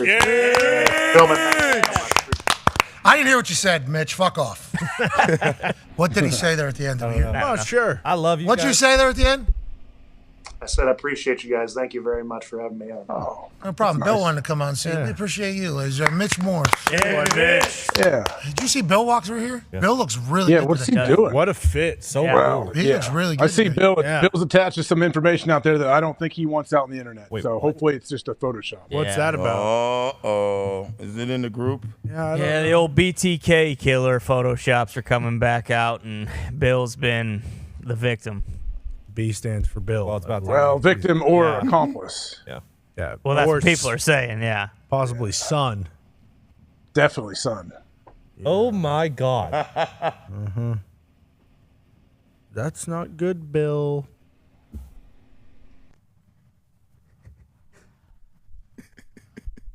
Bill, I'm not like Maury Povich or anything, but like if they were to pop up those 2 photos on the screen, everybody in the audience would be like, that's his kid. Yeah, there it is. That's his kid. Yep. That's his kid. Bill, I don't know why people are doing this. Is this a Huffington Post piece? Is it a real article? They're going to have to start calling him BT Bill, I think. I'm sure we won't. Who made that? What? Huffington Post? Yeah, that is a credible source right there. That is a extremely credible source. What is happening? Bill, is that why you lace those shoes up so goddamn tight today? Yeah, This guy's about to be on the run. Yeah. Zoom in on these shoes. Please show these. Please. This guy's ready to go. Look how tight these things are zoomed. Those things are triple knotted. He's got a collared shirt on. He's choking out his feet right now. He probably play a basketball game.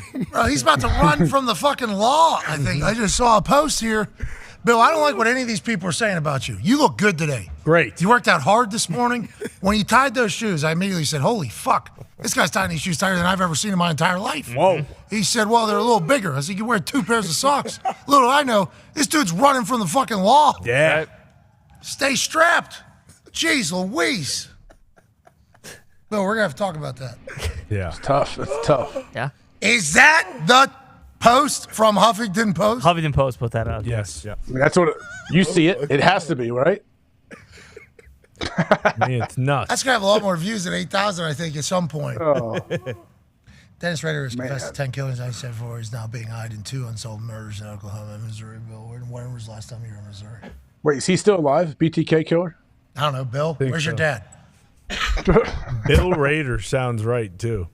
It does. Gator Raider? Yeah. Bill the Gator Raider.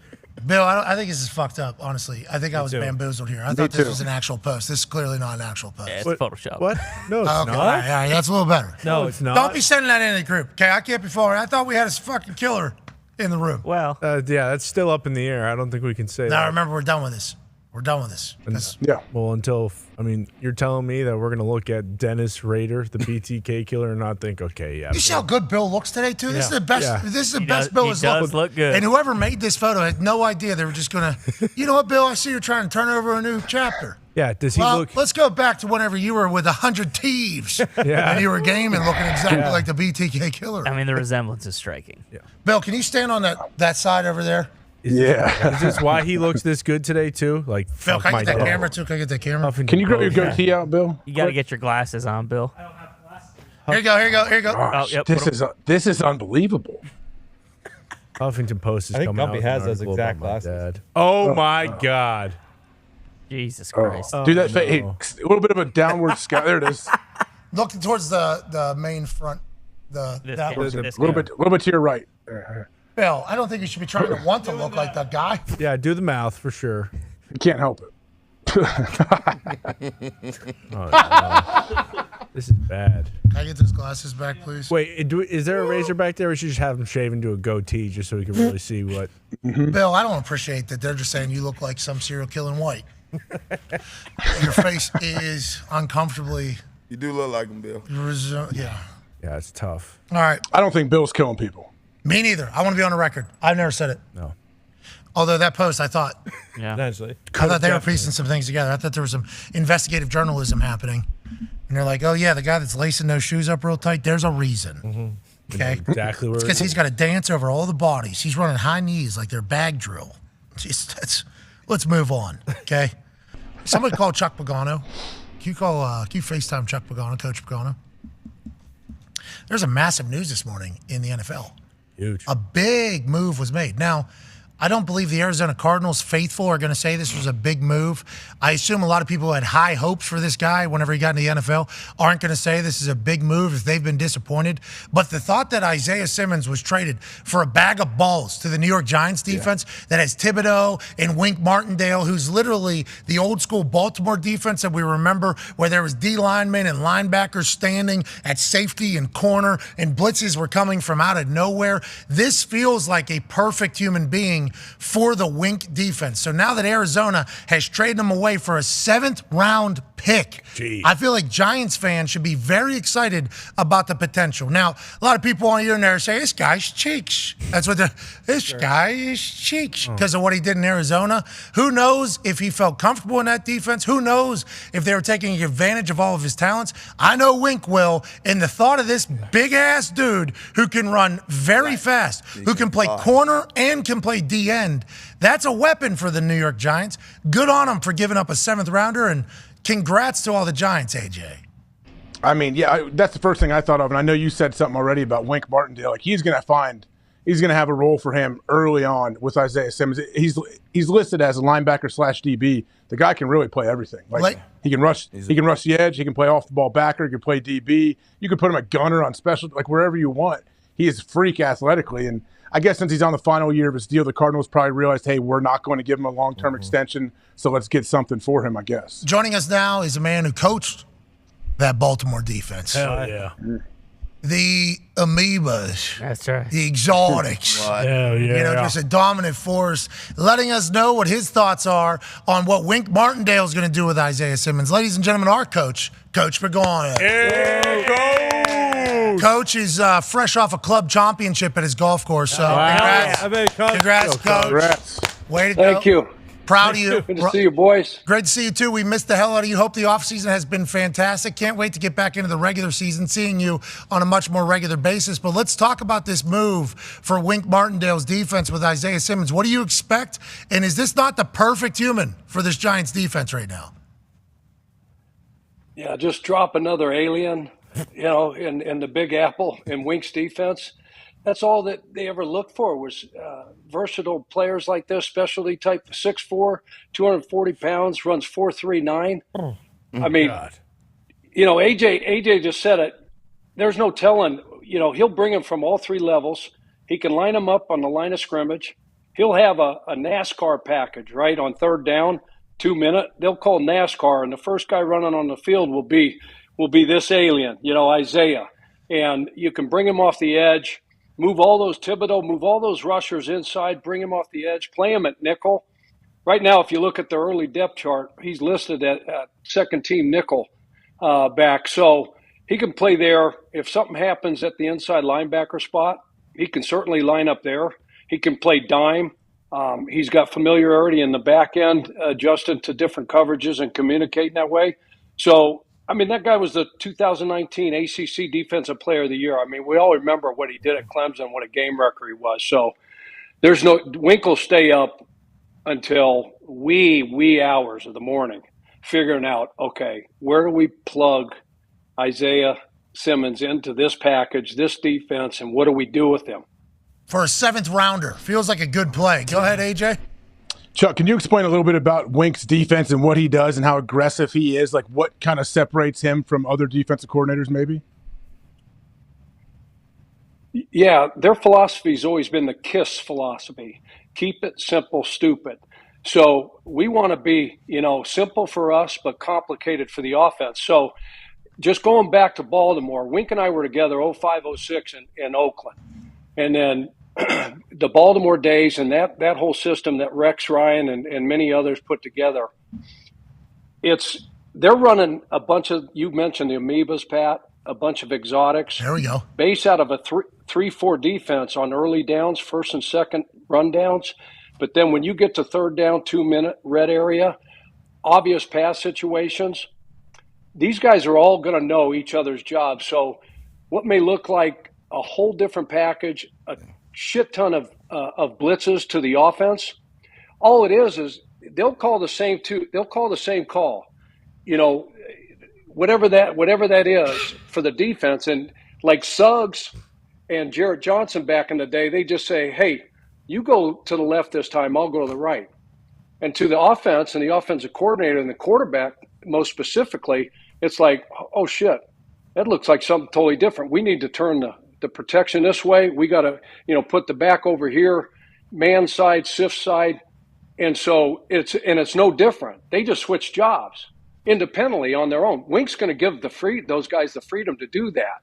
It's unbelievable. So what seems like a totally different blitz that they're running specific to that game, it's the same one. They just move the jerseys around.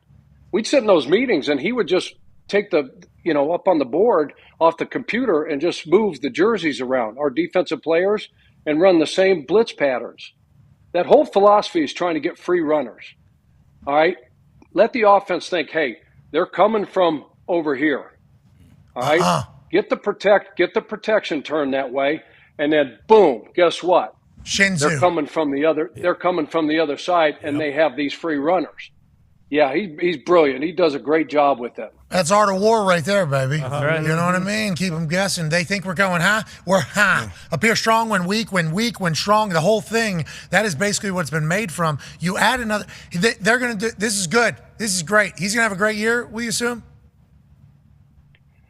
Yeah, again, to AJ's point, they'll find a role.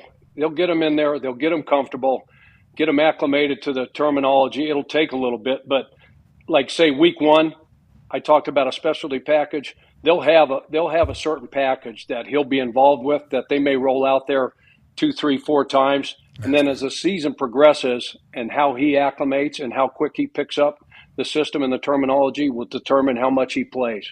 All right, we appreciate the hell out of you. Keep crushing it. We'll see you soon. Ladies and gentlemen, Coach Pagano. Yeah, Coach! Yeah, you know those exotics, AJ. You know those exotics. AJ loves the exotics. Oh, yeah. That's his thing.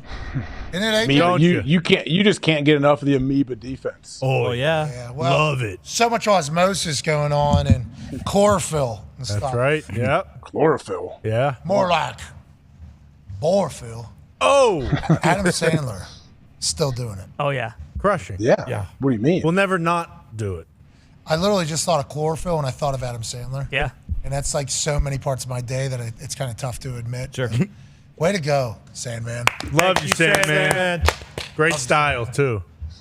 Great style. Gym shorts and collared shirts. So I do like that he openly dresses like an asshole. I actually like one of my idols as far as fashion. That makes sense. Y'all You're dressed going- alike, that's why. Yeah, very similar. No, I know. That's what I'm going for. Hey, you're going to play basketball. Okay, I'm going to dress business casual. Yep. All right, you're going to a business casual event. Sweet. I'm dressing basketball. Boom.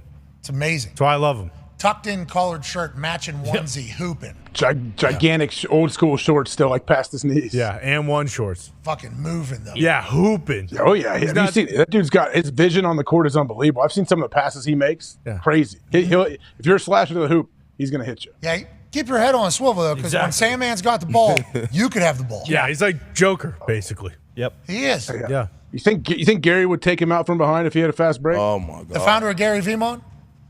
Yep. No. No, because if he was on a fast break, he'd probably throw an assist off the backboard. Sandman? Yeah. Yeah. Ooh. This is going to get me jacked up to make a shot here. Yeah, here we go. Wearing a polo. Great pass. Great pass. Walking off, Walking good around shot. Yep. He's like Walks around Messi. like Messi. Oh! With a pick, too. Didn't Maravich. see that coming. And now you see me Oh, that look at goal. that vision. Are you serious? Yeah. Ah. Yeah, he's Pistol Pete before Pistol Pete. This is Rucker Park. It feels like it's the same 3 highlights. We're doing it again. Yep. But, He just I can watch that one 10 times. always finds the open. Are those NBA guys he's playing against? Yeah. Yeah. Retired. Jeez. That guy's amazing. KG was. Jacked up. Sandman with the pass. Oh, thank you. Can't miss with Sandman. All right, we're out of here. Oh. We're off. It's like when you wreck your truck. It's like when you wreck your truck and just All right. basically you didn't get up and leave, but you tried to make Sam leave. Yep. Bingo.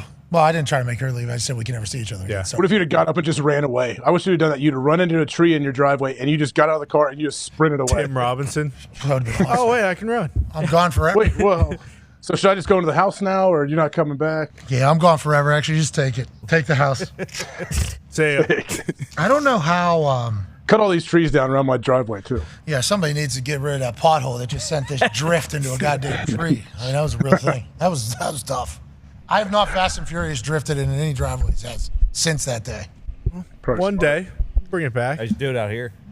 Ooh. Yeah. You got plenty of space Empty there. lot over there. Out of space. Oh my God, the neighbors would love it if I get out there and I start.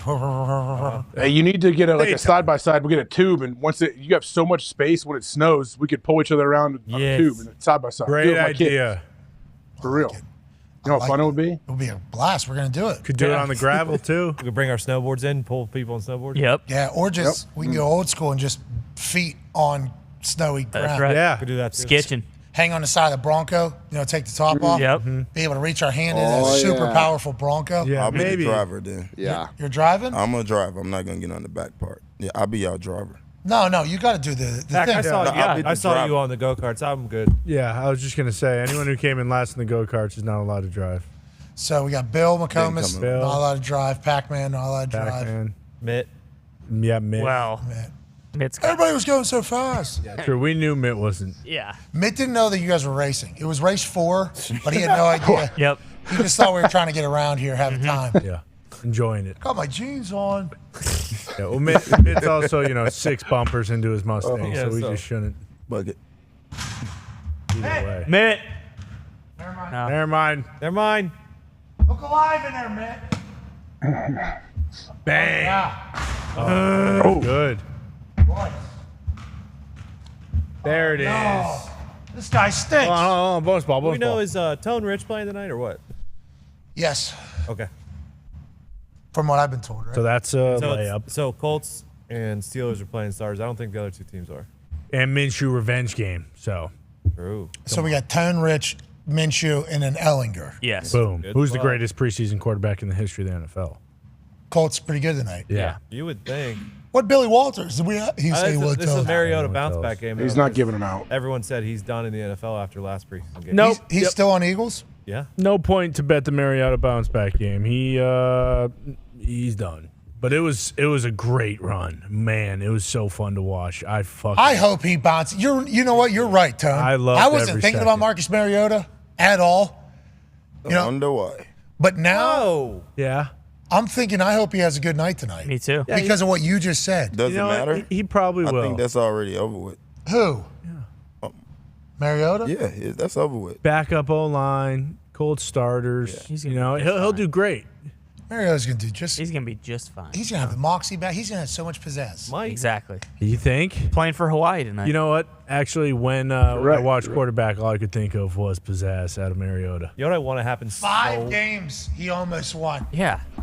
I hope a baseball trade happens tonight. A lot of times when they're playing a team and the guy just switches from one locker room to the other, I hope JT walks across the field, the 50-yard line, in like the 3rd quarter when the trade goes down. That'd be sick. What if he's just standing on the Eagles sideline the entire game instead? That'd be cool. Just want other people to see what it looks like. Yeah. Me on another sideline. I like it over here. Is he gonna be there?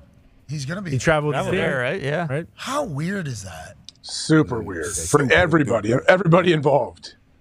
Okay. It's great to see you. Yeah. Okay, we're having fun, huh? How about the miserable offensive line? You know, and JT's like, yeah, I better get my money. Yeah. Offensive line be like, yeah, all right, pal. I'm just trying to fucking make it to tomorrow. Yeah. Maybe it's just like a goodbye. Oh, like a farewell. Yeah. Yeah. Stays in Philly. Never leaves. Oh, you're talking about just one, take the tractor another round. No, I was more saying like, hey, we're gonna fucking trade your ass this weekend. So why don't you come along and you can say bye to whoever you want to, and then when we're done with this game, we don't ever want to fucking see you again.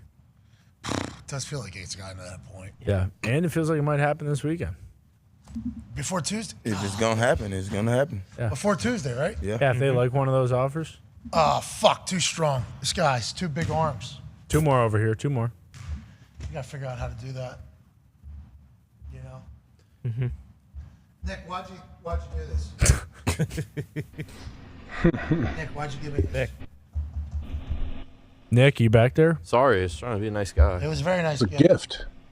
Does it open up? Is it like a box? Money? It's money. Oh, money. Yeah, it's Money. I know. I'm saying, but does the top open up? Why would the Top of what? top. It's all money. Oh, my bad. It's real money, guys. I'll Thank go with you. the joke. Whoa, Wait. jeez. Someone woke up on the wrong I was side of gonna the say. bed this morning. Hey, Christ. sorry, AJ. Boo. That's a Yeah, good saying. asshole. That's a good Jeez. saying. Chicken a little too moist today? Oh. Dry enough? Oh. That was That was the one. yeah. Oh, son of a biscuit. Ooh. All right, that's the show. I guess. Bill? Where's BTK Bill? Let's get him out here and get some of these like some of these balls. All right, big Oh, thanks to no. Mitch Morse, Billy Walters, Chuck Pagano, Ryan. We know it's Fitzpatrick. Halloween costume for sure. We're With that off. goatee, we're good. We are off tomorrow. We do not know where Billy will be, so keep your fucking eyes out. Yeah, Exactly. Keep it alert. All right, we're off tomorrow. We're back on Monday. A lot of football to watch over the next few days, and then we have a lot of days with no football. That's right. And then we have actual football. Let's go. Let's enjoy it all. Let's baptize and immerse ourselves with college football being back. Hell Hell yeah. on. There's a Heisman winner playing this week. Yep. There's a game happening in Ireland Yep. this weekend. Let's enjoy it all. Tonight in Philadelphia, the Colts are playing their starters.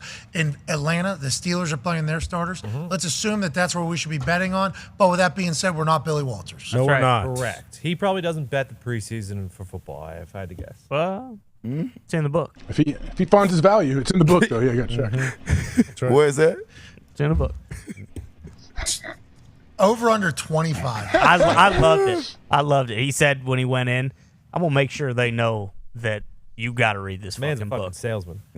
Yeah, it's the Dr. Phil school of book sales. Yeah. You know what I mean? But I appreciate everyone was natural. Yeah. You know, there was one I think that was kind of misplaced. But once we started hearing that this was going to be a repetitive thing throughout the interview, we obviously are assholes and could immediately say, all right, now we're going to start counting. Well, he All used right. them well. Let's see how it did. What's that? He used them well, though. Yeah. Well, it's because it's Billy, In the well, book. in the book. Well, the bottom line is Yeah. you got to read. I mean, I would have been pissed if I'd have read that thing and something he said in there. I'd be like, well, I thought that was fucking in the book, and it's not. We are going to have to go back and check every answer he gave that he said was in the book. Yeah. Is it actually in Bruce. the book? Right. Gonna have to read it too.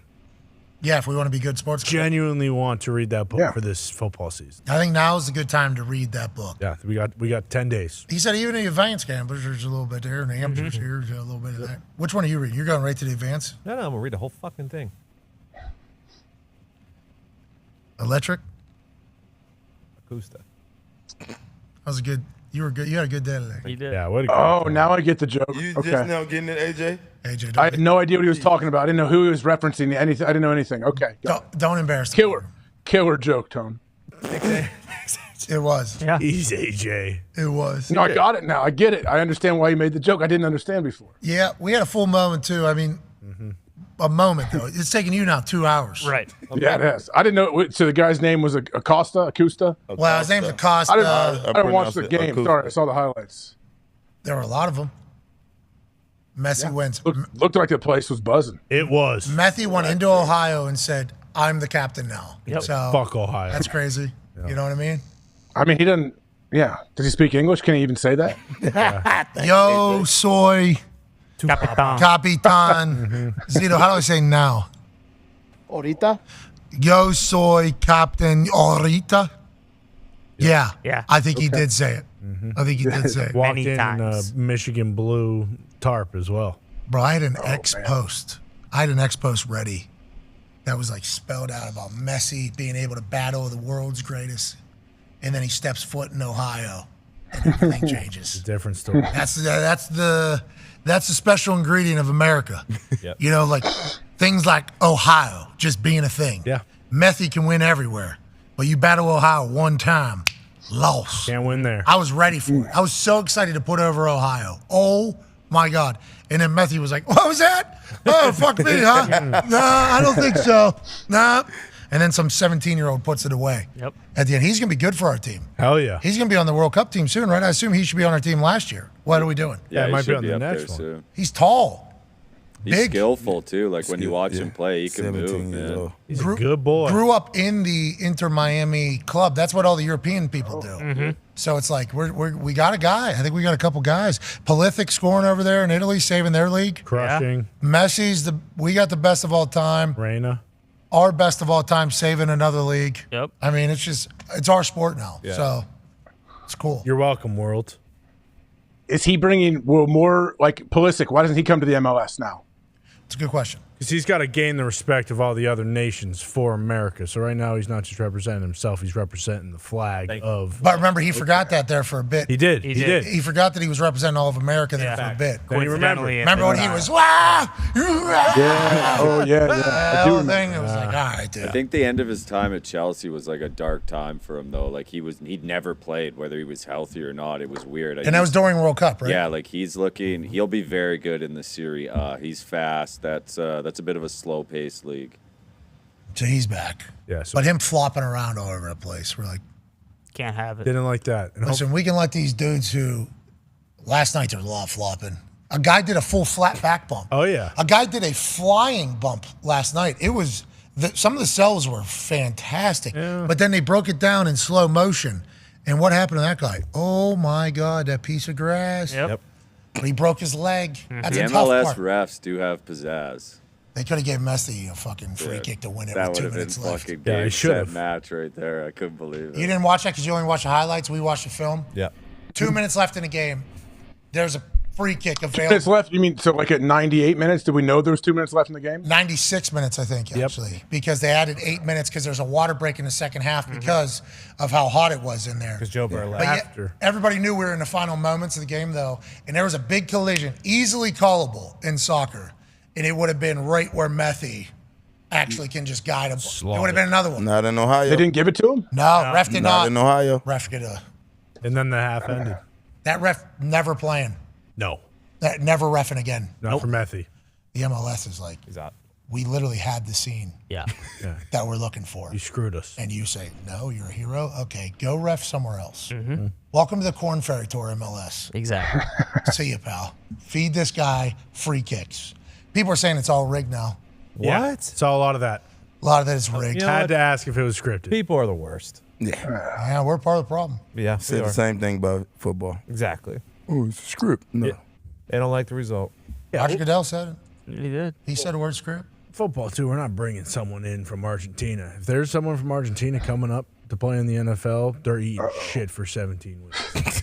They're not coming up doing what Messi's doing to the MLS. Jairo Santos had a great career. He did. Still in. Still kicking. Yes. I don't know if he's I Argentinian. thought he was Brazilian. He might be Brazilian, but Tony, jeez. I do stays. believe he is Argentinian. No, he's Brazilian. Okay. So Zita's a fan of the Bears. He kicks for the Bears. He is Brazilian, but I've seen him in a blue jersey. hell of a fucking guy. Yeah. The Australians too, different positions. Yeah. But Messi has just come and he's introduced the world sport to America again, pretty much. Yeah. And it's like, oh, this is nice. It's fun. Now, he cannot become an American citizen and play for our World Cup team. No, sir. No, I think they're going to consider letting him. Yeah. They should. That'd be so cool. Joe would. Biden's thinking about giving him the Presidential Medal of Freedom. He should. And boom, right away, this guy's an American citizen. Is he really thinking about that right now? I think so. I mean, I don't know if he's thinking about Chocolate anything chip, right chocolate now, chip. but Her and Joe, but him and Joe were kicking around the ball a little bit. Joe wasn't kicking the ball. Joe's toe balling? No, Joe Joe nutmegged had a the nice shit out little of soccer him. kick. Yeah. Really? Really? Yeah. Messi Spin got in the around. goal. He had a little goal set up. He got in the goal, and Joe's like, I'm on fire and past you, and he did. Did he toe poke it? What did he do? Was it like Right and left footed. No, he looked like he has a soccer background. he kicked with both feet? Nice. Same time? Right. The first goal was right, the second goal was left. Like we were talking about for fucking Mitch Morse. Yeah. He do the both punches at the same Double time. punch on the guardian. Fucking imagine Joe Biden walks up, Messi's in goal. He's like, all right, whoa, boom, both feet. Yeah. That would That's hard to do. That'd be Really hard to awesome, do. dude. Yeah, I almost fell a few times. Joe wouldn't fall. No, No way. no, President Biden. Let's get to a break for about 72 hours. Okay. Okay? Yeah. We all had a hell of a week this week. Yeah. Great week. Let's have an incredible weekend. Why not? Absolutely. You deserve it, AJ. You deserve it. Everybody does. Thank you. Pac, you deserve it. No, you deserve it. Okay. No, Connor deserve it. Nah. Yeah, Connor, you No, do. you guys deserve it. No, Ty, you deserve it. No, you guys deserve it. Well, I do deserve it as well, but you guys deserve it. Yeah, I think that's the right way to look at it. Like Tone. No. How about his electric thing earlier? Come He on. deserves it. He deserves a week off for that. I don't Yeah. deserve it. Don't you think? No, Tony, you deserve it. You deserve to have a good weekend. I don't know. If his bets don't hit for us, I don't know. Yeah, that'll be 0 for fucking 100 in this preseason. I mean, Billy Walters was not on the true. show, and I told him you were a good gambler. Should have told me, I lost a couple thousand on this guy's picks for preseason games. 10 digs. It's not true. What's that? The offer thing that you said. Oh, we've hit a couple? Which ones? That was your maybe voice. No, it wasn't. Sounded. That was there as well. Tony. I wouldn't lie to you. Kind of trails off a little bit. You've been winning preseason? Last weekend, yeah. The weekend before, no. What about this weekend, though? Well, this is the weekend of 3, and college football's here, so I don't even know if I'm going to bet a preseason. Yeah, let's do college football. Yep. Yeah. Okay. Hey, let's win this weekend. Yeah. Definitely betting on the Gumpy's back in America? Oh, my God. Gumpy, Yeah. legal bets back in America? Gumpy's first weekend? Week of Goom. What are you doing? You firing off 50 to 60 of those things this weekend? I got at least 30 footy picks for the weekend. Yes. Oh, yeah. It's the time. It is the time. Oh, Take yeah. all of them, too. All right, everybody have an incredible weekend. Gumpy's going to win some money for us. Yes. Tone Diggs is going to win some money for us. Absolutely. I forgot Tone Diggs is college football sharp. Oh, yeah. Yeah. Billy Walters actually might follow Tone Diggs in Tony college football. Dog. Yes. It's my best betting sport by far. And soccer is Best by far as well. what we like to call this is a golden time for the Hammer Dahn. boys. Let's win this weekend. Hell yeah. Let's have a blast, and we'll be back on Monday overreacting to everything as we inch closer and closer to the NFL season with college football kicking off this weekend. College game day this weekend, too. Here we go. Here we go. Let's have a program. Let's have a show. Let's enjoy the hell out of this. Thank you all so much for being the nicest people on earth and following along with everything we do. For however many years we've been doing it, for however long you've been with us, we appreciate the hell out of you. And when you decide to move on, we understand. We completely understand. But this season is going to be fucking big. In every single moment that passes and every decision that gets made. Like, for instance, we're going to be live on this YouTube whenever we go to ESPN. That's right. This one? This one. Pat Hell McAfee yeah. Show YouTube? Our YouTube. Got We it. will be All live. Huh. We will be live on our YouTube. Interesting. Yeah, that decision has been made over like the last few weeks I was through a lot of I meetings. was told. I was told. That's a I big was deal. told. I was told. I was told. That's a big deal. You know, I don't think, people had any faith in really anything there for a while. None. Seats, motherfuckers. But bingo. I feel like there's a chance that like nothing is going to change about anything for some people's lives. If you watch on our YouTube, it's like, I think you're not even, actually might be more show because the way things are You're right. kind of coming together. So we're thankful. We're appreciative. We can't wait for this season. And you all are the only reason why we get to do any of this. So please know that forever we will be indebted to you. With that being said, we hope you have the greatest weekend of all time. Be a friend. Tell a friend something nice that might change their life. Goodbye.